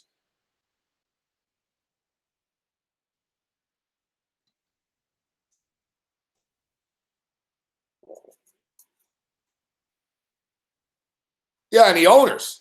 No, I do, Alan. I brought that up too. I brought up the owners too. Look at the hypocrisy in San Francisco, dude, Alan. Look at the owner in San Francisco. They built that new ballpark on Barry Bonds, dude. Barry Bonds was the San Francisco Giants. He saved that organization. He got that stadium built. Barry Bonds launching the balls into the ocean in the back over there. And yeah, like the owner of the San Francisco Giants didn't know Barry Bonds on steroids, right? So the owner of the Giants gets to make hundreds of millions of dollars, gets a new stadium off of Barry Bonds, and then Barry Bonds isn't allowed in the stadium after because, oh, he's a cheat. Come on. You know, it's fucking hypocrisy. It's all the same in life. You know this, man. Management, power, authority. You know, who's the one to blame for all this college basketball corruption? Fucking Adidas and Nike. Adidas and Nike. You guys are in a bidding war. You are the two companies. Reebok isn't. Fuck. Reebok is Adidas now anyways. They got bought out. Fuck. And Under Armour doesn't play that game.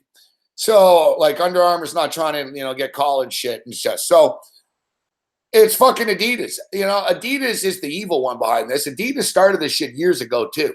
Real corrupt shit with Adidas. You know, except you think that fucking Dieter Brock out there in fucking in Frankfurt right now, in Berlin, you think Adidas headquarters is worried about the FBI probe right now? No. They know that a bunch of kids and kids are going to get screwed over and a couple of coaches get fucked. Nothing's going to happen to Adidas. What's going to happen to Adidas? Fuck. You know, what are they going to do? We're going to go to Germany and charge the head of Adidas with what? Fuck. You know what I mean? You know, they're laughing. Fuck. They're nothing, you know, whatever. Yeah, we'll let these kids deal with it in the States. Not our problem.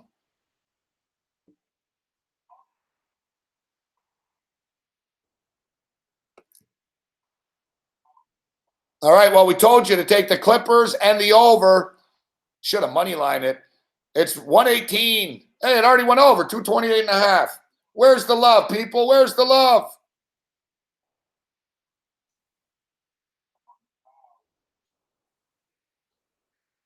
Albert Pujols is one of these guys that you don't want to say that was juiced, but yeah, you know he was juiced.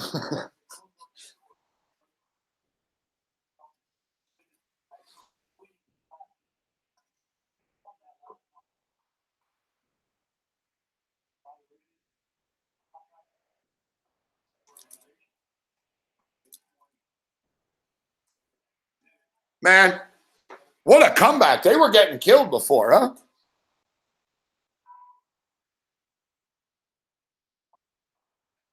I bigged up the Clippers before the game. I'm telling you, these guys are for real, man.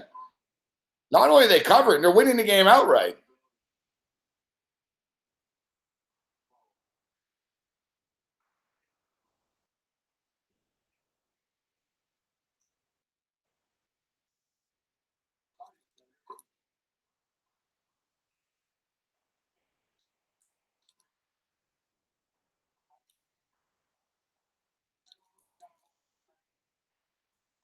Yeah, the clip pin, the clip.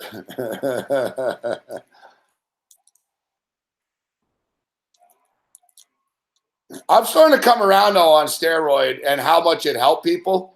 Look at these Brazilian fighters, guys. Look at the UFC. Even the guys that aren't just the old guys. And Scott, you watch UFC. Look at the UFC guys. They all suck. Renan Barão won 30 fights in a row. Fucking suddenly they're up his ass with steroid testing. He's terrible. The guy's lost 4 of his last 5 fights. Jose Aldo, same shit. 28 wins in a row. Can't do steroids anymore. Look at him. You know, you go down the list. Johnny Hendricks, fuck. Johnny Hendricks used to be a fucking monster. Fuck. 25-minute wars with GSP and Robbie Lawler. Johnny Hendricks are getting knocked out by Mick Aussie right now, you know, without the juice. You know, you go down the list, man, like these fighters, I think it's pretty evident that steroids do make you a better fighter.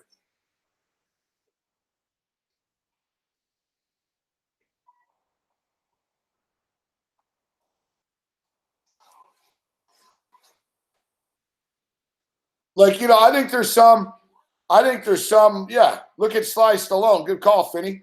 Look at Stallone. Stallone is more ripped now as an old man than he was in Rocky 1. I saw a picture the other day, and they pointed that out. It said, man, there's good steroids. They said, look at Rocky, look at Stallone now compared to when he was in Rocky 1. He's shredded now, Stallone.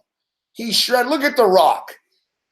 Yeah, smell what the Rock's cooking. You don't think the Rock's all juiced up like a motherfucker? You think he looks like that because he's been working out every day? There's only 24 hours in a day, all right? It's impossible. The Rock's juice. They're all fucking juice, fuck.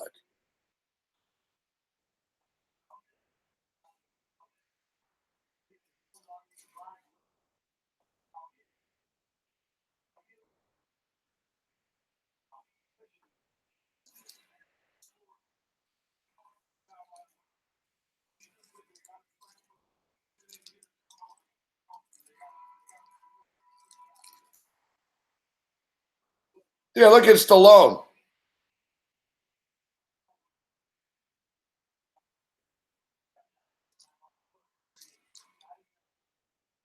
I don't know. Is LeBron on steroids? No.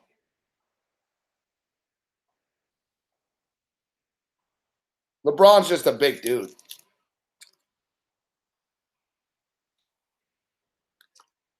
Although I will say, I did see a picture with LeBron without his shirt on at that All-Star break. And it did sort of fucking, I did a double take. I was like, holy fuck, man, this guy's fucking ripped. You don't really realize on the basketball court, but he's fucking big and ripped. He is. I don't know. I mean, I can't definitively say no. The thing with LeBron is it wouldn't take much for him. You know, to him to little weights and him to look ripped and shit, you know? It's not like he's the Incredible Hulk, fuck. What about Dwight Howard? You got to believe Dwight Howard is fucking. Oh, we got a game here. 119, 118. Wow. You got to believe Dwight Howard is fucking Dwight Howard is.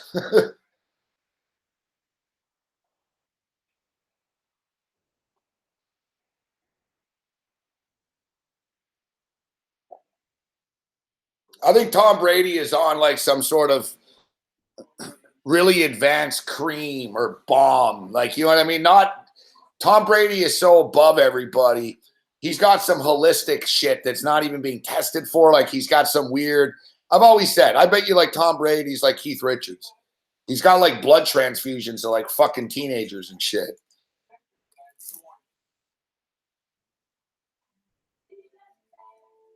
Nah, Jagger's just on vodka and cocaine, Brett Patterson. Yeah. Yarmer Jagger's just on cocaine, marijuana, hashish, and pussy juice. 45 years of partying hard in the NHL. No steroids for fucking Jagger. Just a lot of alcohol, cocaine, drugs, and chicks.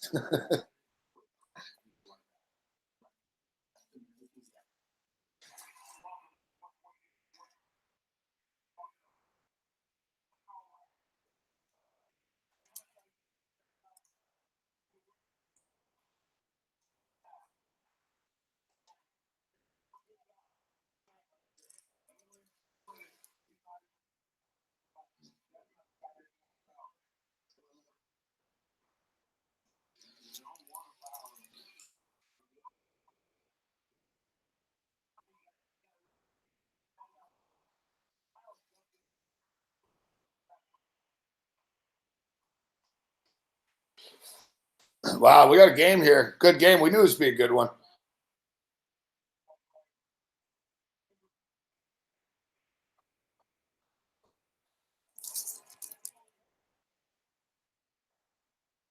You know, a lot of people, we don't want to admit shit, but, you know, the other one is, does anybody really believe that Wayne Gretzky's wife was the one betting fucking $50,000 on coin tosses? Does anyone really believe that Janet Jones Gretzky was betting on NFL football repeatedly? Like, the fact that Gretzky threw his wife under the bus like that, shameful, actually. Like, he got a complete free pass for that. Like, you know, like we're talking about steroids and believing people. Like, does anyone really believe that? Yeah, I know. Janet Jones Gretzky was the one calling Rick Tocchet behind Wayne Gretzky's back, betting on football. Oh, yeah, I know.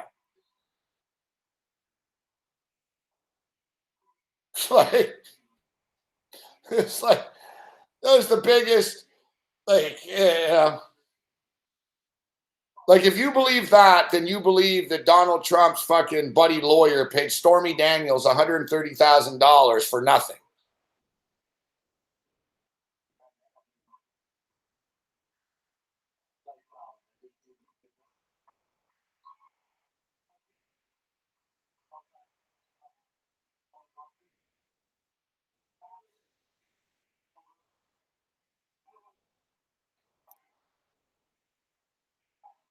Yeah, that was a pile of crap.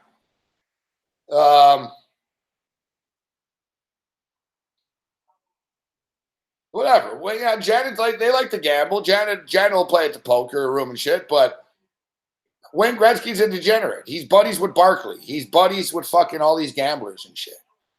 Yeah, he's buddies with Michael Jordan. I mean, that's what he does, you know? He just, doesn't, he'd rather let think his wife was the one with a gambling issue than him. Just like when he played, he doesn't like to get hit, Just like, Semenko would take it. Nah, Janet had to take it. Michael Jordan didn't fucking leave basketball because of he wanted to go play baseball in his dream. There was that was like an imposed suspension. Basically, they said, listen, fuck, we know you're betting on basketball. We know you're betting on NBA basketball. But you're Michael Jordan, and we can't have this. So what do you want? How are we gonna handle this?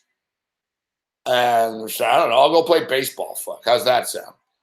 I know the greatest player of all time just decided to fucking switch sports in the middle of the night one night. Fuck.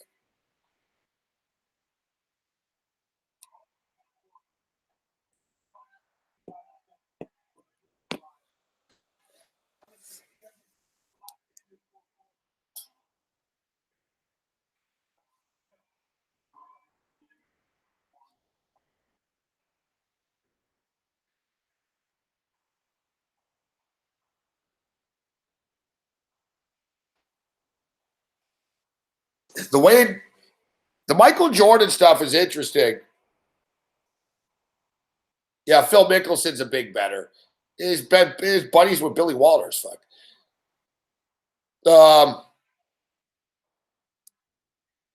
The thing with Michael Jordan is, though, there was a lot of weird shit with Jordan.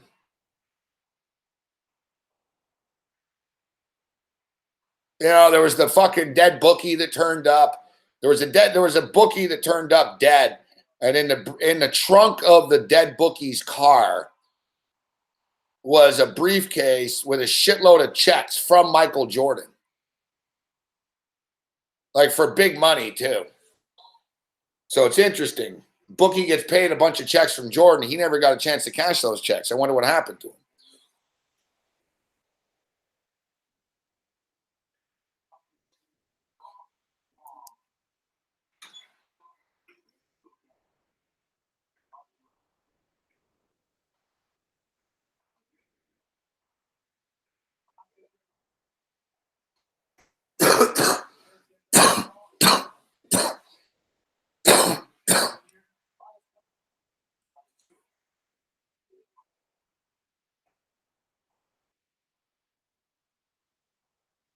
Frank Robinson was the one that told me that too. Expos manager Frank Robinson. Here, we'll go audio for a second here. Yeah, Frank Robinson told me. I used to sit with Frank Robinson in his office with no one there, and he'd tell me just crazy stories and shit. He was the one he brought up. He's like, Michael Jordan. Jordan's played baseball around that time too, as after. He goes, hey, you want to know about Jordan?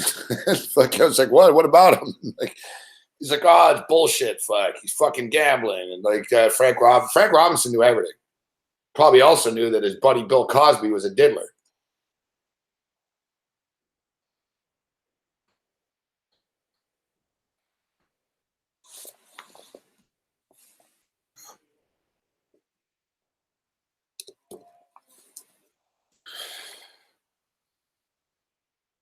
Frank had good Raider stories too.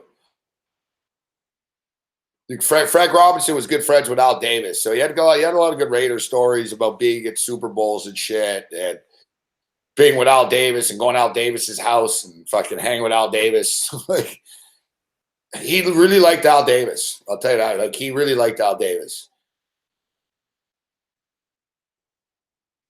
He would always talk because he knew I knew NFL football, so he'd always talk to me about it. It was weird. Like, I'd ask him baseball questions, and he'd always ask me about football.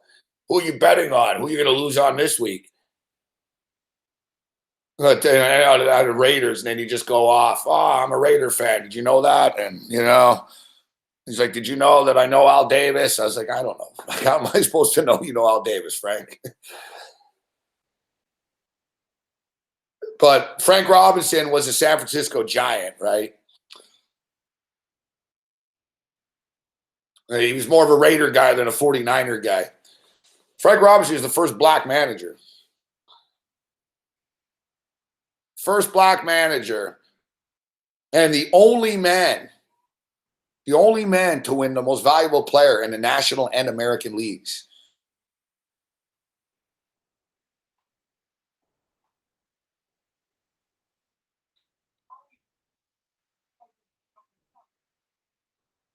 No, I don't. Michael Jordan. No, I never met Michael Jordan. I'm a big Michael Jordan fan too. I never met him. I never interviewed him either. I've interviewed a lot of big name guys and shit, but never Michael Jordan.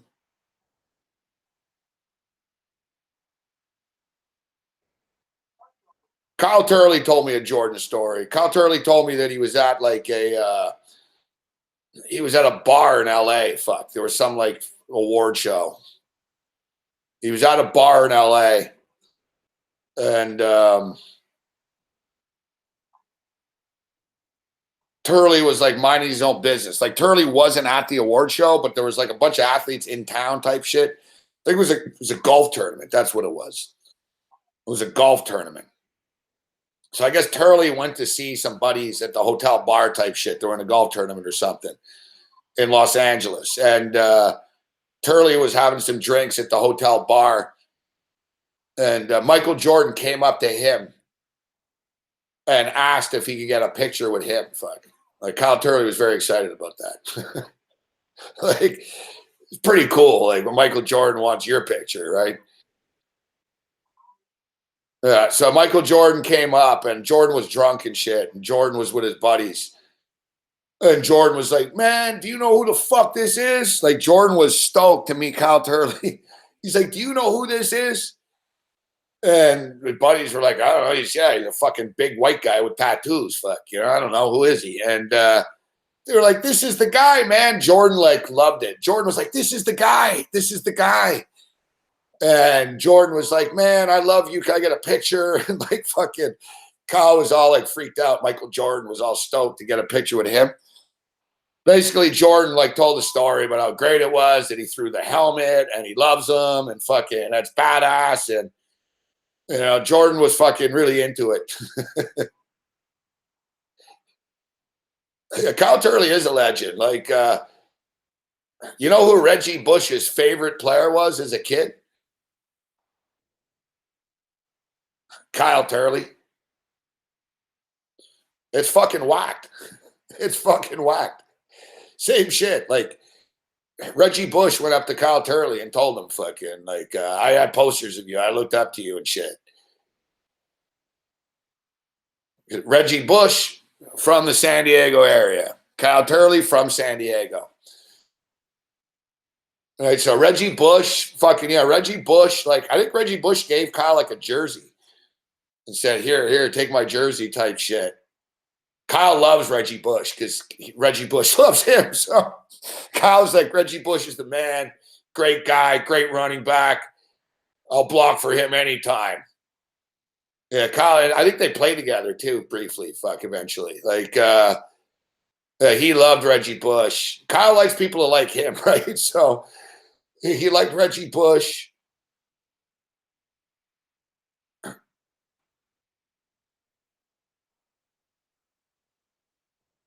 Marshall Faulk, obviously, because of San Diego State. The San Diego Chargers hated Kyle, though. Kyle's a badass. Like, he fucking, remember, like, he had his band. He still does, but he had his band. And we went to see him in San Diego. And I actually got him a show in Vegas, with a band and shit. I set it up. But in San Diego, it was the Raiders and the Chargers. And Kyle Turley went on like all these local radio stations and shit and said, yeah, man, we're playing a show in the tailgate parking lot of the Jack Murphy Stadium. And it's free. And the thing is, he never got approval from the Chargers. Like, he just did it. It's pretty nuts. Like, he actually just went to the parking lot and did it. And he said that the Chargers called him freaking out and shit. Like, what the fuck are you doing? You can't do this. And he said, stop me, fuck. And he goes, yeah, it looked pretty bad, won't it, fuck? If, you guys fucking, if you try to shut this down, won't it? and Turley's like, almost as bad as you guys not drafting me. Like, Turley had it in for the Chargers, fuck. Turley's dream was to play for the San Diego fucking Chargers, and the Chargers never wanted him.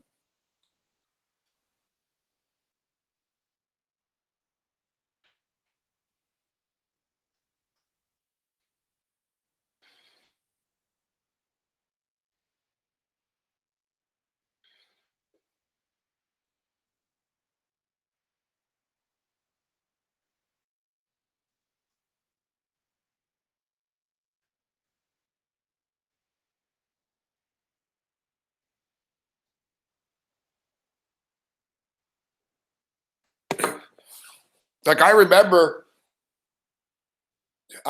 when the Charger guy, like, they sent a management guy over and they were like, you can't do this. It was like a big, like Turley just poking the Chargers, fuck. Like,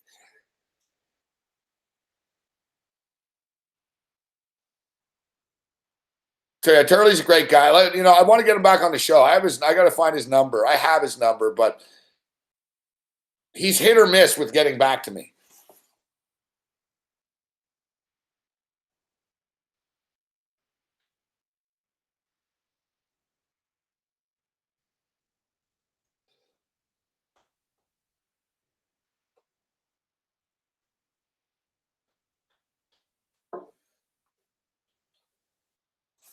Like, when he was locked in weekly, he'd show up every week. He was good. He was reliable, but he's got a lot of projects going on and stuff. He's a nice guy, though. He sends me a message every once in a while. He'll send me a DM. Hey, if you ever want me on your show, hey, what's up, Gabe? Fucking, how you doing? When my father died and shit, he was cool. Like, he fucking sent me a bunch of text messages and stuff telling me about his father passing away. And he's a nice guy, but he's a busy dude, right? He's really active right now with trying to get the NFL to change their marijuana policy. Like, he did he had like a feature on fucking Netflix or Vice or something recently. He's a good spokesman. Yeah, he's a good guy, Kyle Turner. I'll always be a fan of Kyle.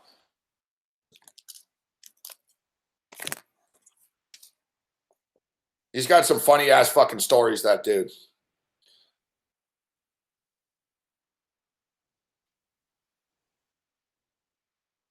I went to when I went to see him. When I went to see Kyle Turley in Vegas, he played like at this really dumpy place. It was in a bad part of town, man.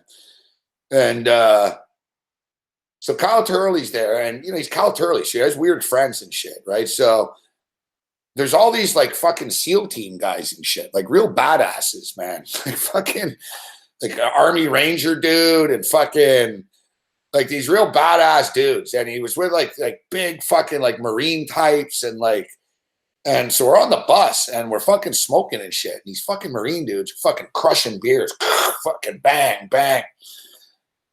And I'm like, fuck, these guys are hardcore. Like, they're not just in the Army. Like, these guys are badasses. And Turley's like, they couldn't talk about what they did, a few of them. I think they were like fucking SEAL team dudes and shit. San Diego, So Turley's from San Diego. So he knew all these badasses. And like one of them was like, Turley sort of gave me a nudge and he goes, this guy's like fucking big. Like he's operational officer or fucking something, like big troop. And he was like, hey, Kyle. And I was like, it's okay if I smoke weed in front of these guys? He's like, oh yeah, don't worry about it. It's good. So I'm fucking smoking a bowl, passing it to these Marine guys. And, you know, they were fucking blazing and shit. And so after the show ends, we're in Vegas, except we're not on the strip. So we're in a shady part of town. And it's late. It's like 1:30 in the morning, 2 in the morning and shit. So I'm like, all right, guys, great to see you, Kyle. Great to see you, Kyle. I'm going to fucking, I'm taking off now. And one of his fucking big army buddies comes up to me, man. The guy's massive, fuck. Like the guy looks like he could take your fucking head off with his pinky type shit and mean, like fucking, like, you know what I mean?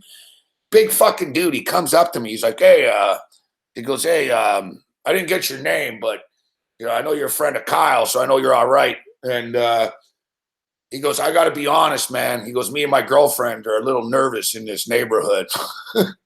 He goes, you seem pretty comfortable out here. Because I was outside on the street smoking I'm fucking yelling at fucking crackheads and shit. Hey, what's up, man? Yeah, fucking. And he's like, I'm a little uncomfortable. And I looked at him. I was like, dude, didn't you just get back from fucking Iraq? And he's like, yeah. And he goes, I'm more comfortable in those type of settings than this. He goes, this shit's freaking me out, man. He goes, I'm not used to this. Fuck. And we're like, and I was cracking up. I was like, man, you were in Iraq, you're asking me to walk you to the bus fucking stop. He's like, yeah, just walk us up, just me and my girlfriend, if you can, to where the taxi stand is up there, you know? And then he goes, the truth is, I don't want to fucking kill anyone either. He goes, if any of these fucking crackheads come near me, I'm going to kill them. I was like, no, we're good, man. Fucking walking down the street in Vegas, these fucking like big army guys and their fucking hot trophy girlfriends and shit. I'm like, oh, you guys are cool, man. You're getting a taxi. See you later. Fucking.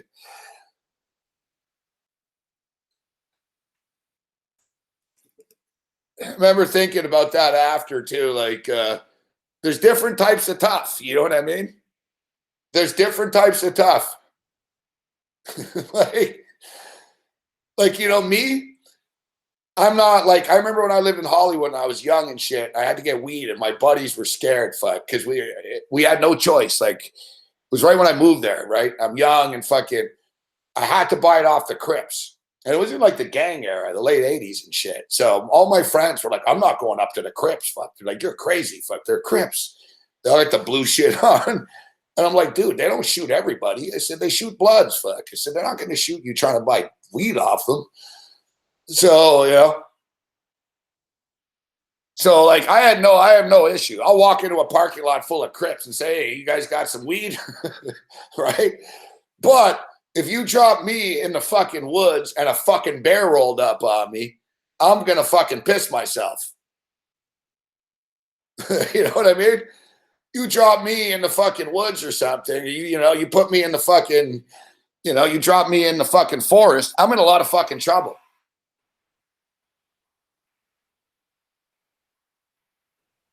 Oh, my fucking cable just conked out or something just happened.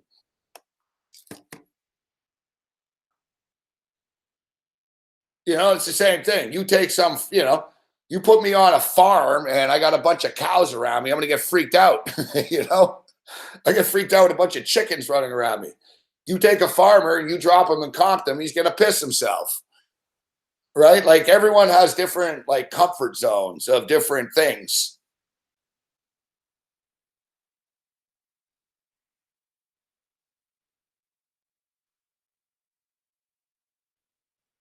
Yeah. I was more uncomfortable fucking when I was in Orange County once. I was in like a ritzy part of Orange County with a bunch of like prep dudes. I was like, fuck, these fucking jock guys are going to fucking kill me and shit. I was outside this fast food place. They're all looking at me like fucking I was some sort of like hippie to them. You know what I mean? They're all like, I was like, man, if these guys fucking come at me, man, I'm done. Fuck. I'm going to get beat up by like the fucking Pete Gas crew. Fuck. You're going to get beat up by the Pete Gas crew. Remember Pete Gas?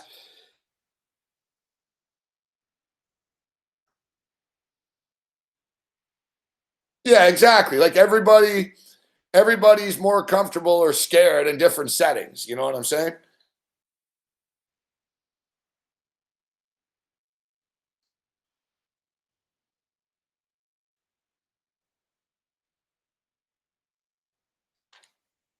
I gotta tell you, you drop me in fucking Baghdad right now, and yeah, I'm not gonna be walking down the street. I'll be asking this guy, "Hey, you need to save me and protect me."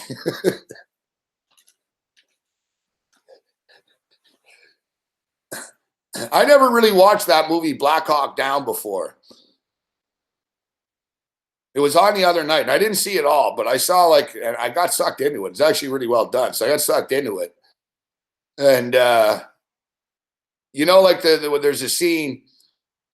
There's this. I don't know how many you've seen the movie, but there's a scene where they're like getting ambushed in like a fucking city in fucking Somalia, right? It's like they don't know the streets and shit. The locals are fucking firing out of windows at them. It's like fucking hostile. So they get out, right? So they get out of there and they get back to the base and shit. And they're all freaked out, man. It's really well done too. It's like, holy fuck, they really like it's intense. So like they get back to the base and like some of the soldiers are like, man, that was great. Like some of these psychos like this shit, right? They're like, fucking right, man, let's go kill some more. And like, so one of the guys though is freaked out. And because then they find out, all right, we left fucking a couple of men behind. We got to go back. And it's like there's no debating it. You're Marines and shit. They don't leave men behind, right? So basically the sergeant guy was like, listen, we don't leave. Like all the guys were all like, oh, we're fucked. We can't save them. There's too many of them. We can't go back there. And so, the head guy fucking yells at them. He's like, shut the fuck up. We don't leave anyone behind, dead or alive. We're going back. So they had to go back into where they just escaped from. And it was a good scene in which the guy says, fucking one of the soldiers goes up to him and sort of is panicking. And a good actor, you can feel his fear and shit. He's like, I can't go back there. And he's like, I just can't do it. And he's like, I can't. And fucking the fucking head guy just looks at him. And he goes, hey, get it together. He goes, none of us want to go back. Right? It was a good line. Like, none of us fucking want to do this, but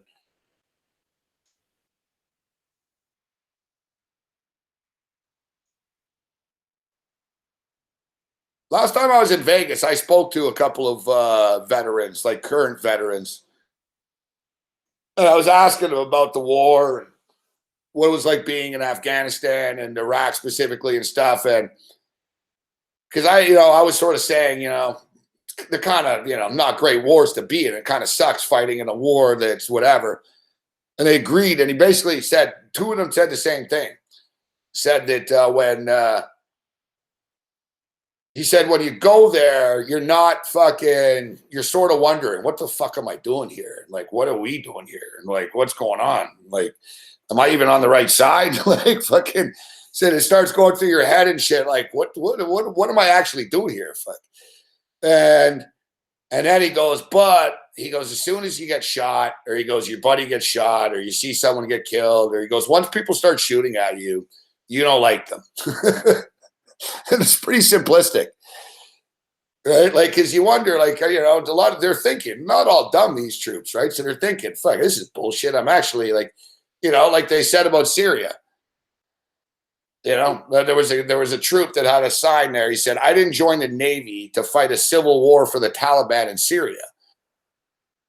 Right? That's sort of the gist. So when they get there, they realize, like, whose side are we really on? Why are we fucking with these rebels here that we supposedly fucking don't like? And like, it gets complicated and confusing, but the military and industrial complex knows that, hey, once you start getting shot at and your buddy gets fucking killed and shit, you're not going to like the other side and you'll be locked in.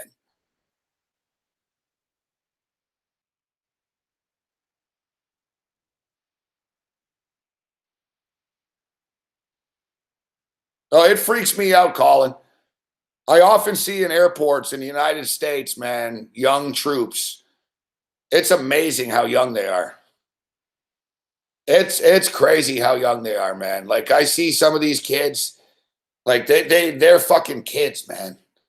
Like they're kids, fucking. They're going like out there, like I got to admit, I don't have that courage. Like, I'd be scared shitless. Fuck. If I was an 18-year-old kid and you put me on a plane, yeah, you're going to Iraq. Fuck. You know, you're going to fight Al Qaeda.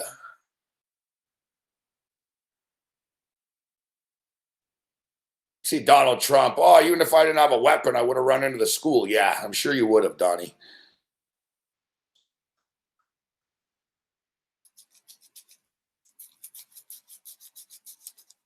Hey, I admitted it. I admitted it during the Vegas shooting. You remember there was that black guy. He fucking split the scene. So the shooting started. He took off. He hopped the fence. He was agile and shit. Eh? So he hopped the fence. You know, better than other people. Like he escaped easier. Like he fucking knew right away. Oh fuck, and he got the fuck out of there. And he said he was to safety. He got back like he was like a block and a half away, and he stopped. And he looked back and he saw fucking people like getting shot and like running and like getting shot.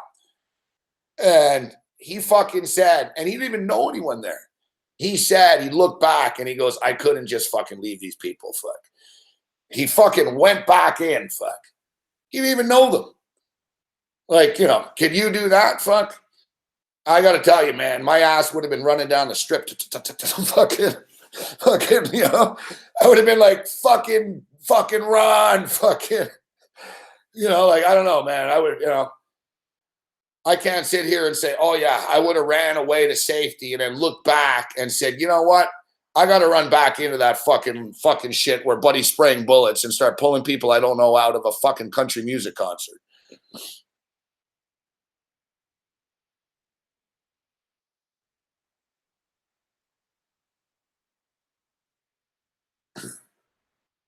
You didn't see what Trump said, Rice?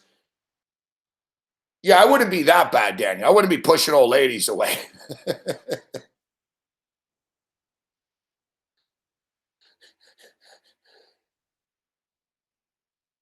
I told the story before in which I was in a shopping center. Me and my buddy were in a shopping center, and this fucking kid came running out of the store. All right. He obviously stole something. So he comes running out of the store, and the security guard comes running out of the store after him.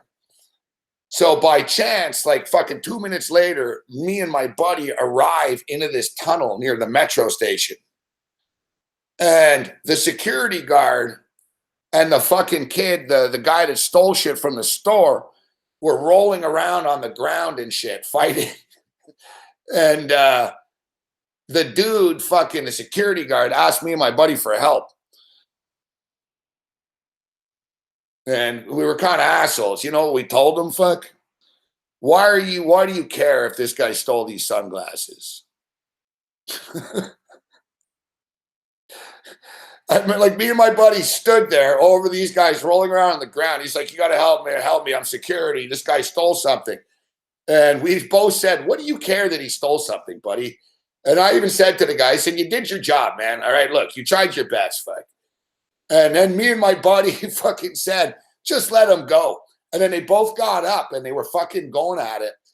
And they had like, Buddy would not let the guy go. He grabbed his jacket and shit. And he's all like, you know, you guys, you're real great citizens and you got to help me and fucking shit.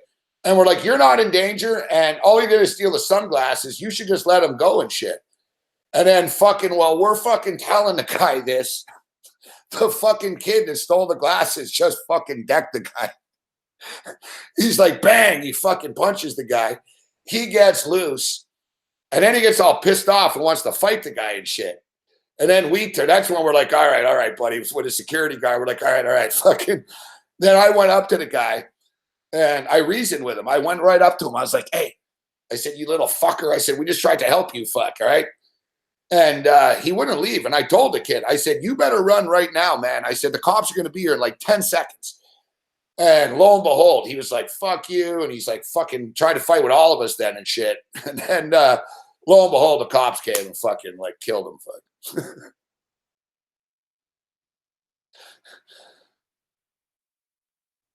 Yeah, listen, if the guy would have pulled a knife on the guy or something, I would have done something.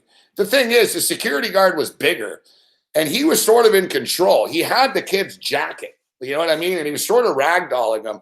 But the kid was sort of like fucking like squirming out. And like, it wasn't like a fist fight. They were just sort of like fucking jostling. But they were rolling around on the ground and shit. Me and my buddy fucking. I saw another time in Montreal, man. Montreal's like that. Fuck. People don't like the fuzz in Montreal. Like another time I was in Montreal, I was in the metro station and the metro cops fucking went up to this kid and they fucking grabbed him and shit. And they were trying to like take him away. And the kid started fighting back. I was on the other side of the track though, right? So there's nothing I could do. So I'm standing there. I'm like, holy fuck. This fucking kid gets up and he fucking starts swinging back at these two fucking metro cops and shit. And some other dude starts walking up to them. And the cop is like sort of like yelling, help, help, help, like with the two guys and shit. This dude, stranger, walked up and fucking drilled one of the cops. Fuck. He walked up, bam, fucking, and then he took off. I was like, man, fucking psychos in this city. Fuck. You know, guy sees an opportunity, sees two metro cops fighting with a kid. So what does he do? He rolls in and sucker punches one of the cops. Fuck.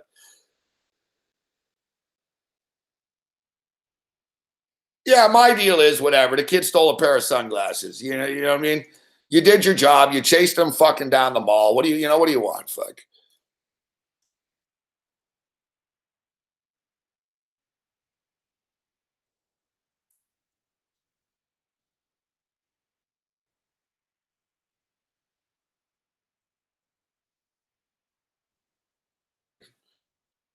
I have tried to play hero. Once I was in Verdun in Montreal too, and I could hear like a couple fighting and shit. I was walking down the street, except it was really hostile. Like I thought the dude was killing the girl. And I did grab the cops. Fuck. It's like one of the only times in my life I was ever like, I was getting mad. I'm like, where's that fucking cop? Fuck. I was like looking around. I'm like, why is always a cop around? I said, when you need one. And finally, I ran in the street. I jumped like in the middle of the street. I fucking flagged a cop, man. I was like, come here, fucking. It was like, this house, man. I think this guy's about to kill this girl and shit.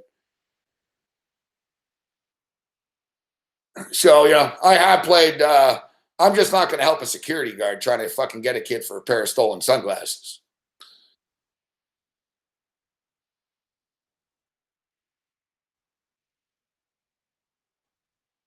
I appreciate that, Rosa. My picks were kind of shit tonight, bro. So it's nice to at least hit that on the way out. Clippers any over. So what's the deal? Vegas lost again, huh? Has the swoon begun?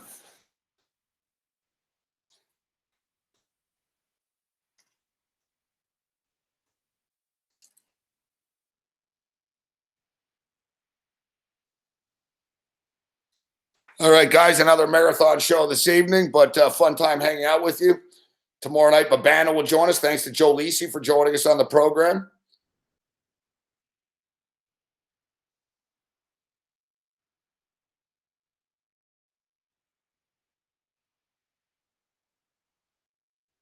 You know what, Big Will? You raised a good to see you, Big Will. You raised a very good point, Big Will. I think MVP Sports just fucking, he's going to be the mush of the entire Vegas run. You're right. They're now 0-2 since MVP. They're now 0-2 since MVP Sports decided to fucking say that they were about to win. He's a Wild fan. He probably did it deliberately. Thanks, Rise. See you later, Rosa. See you later, Alan. See you later, Big Will.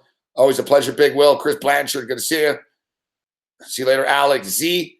Daniel Massler, Stooch the Man, Colin Peterson, Van Fob, Brett, Scott F., Scott Ramsey. A lot of Scots in the house. Elio Rodriguez.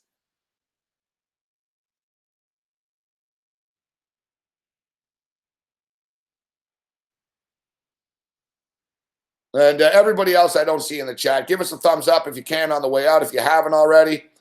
Thanks, Van Fob, Juggernaut, Finney.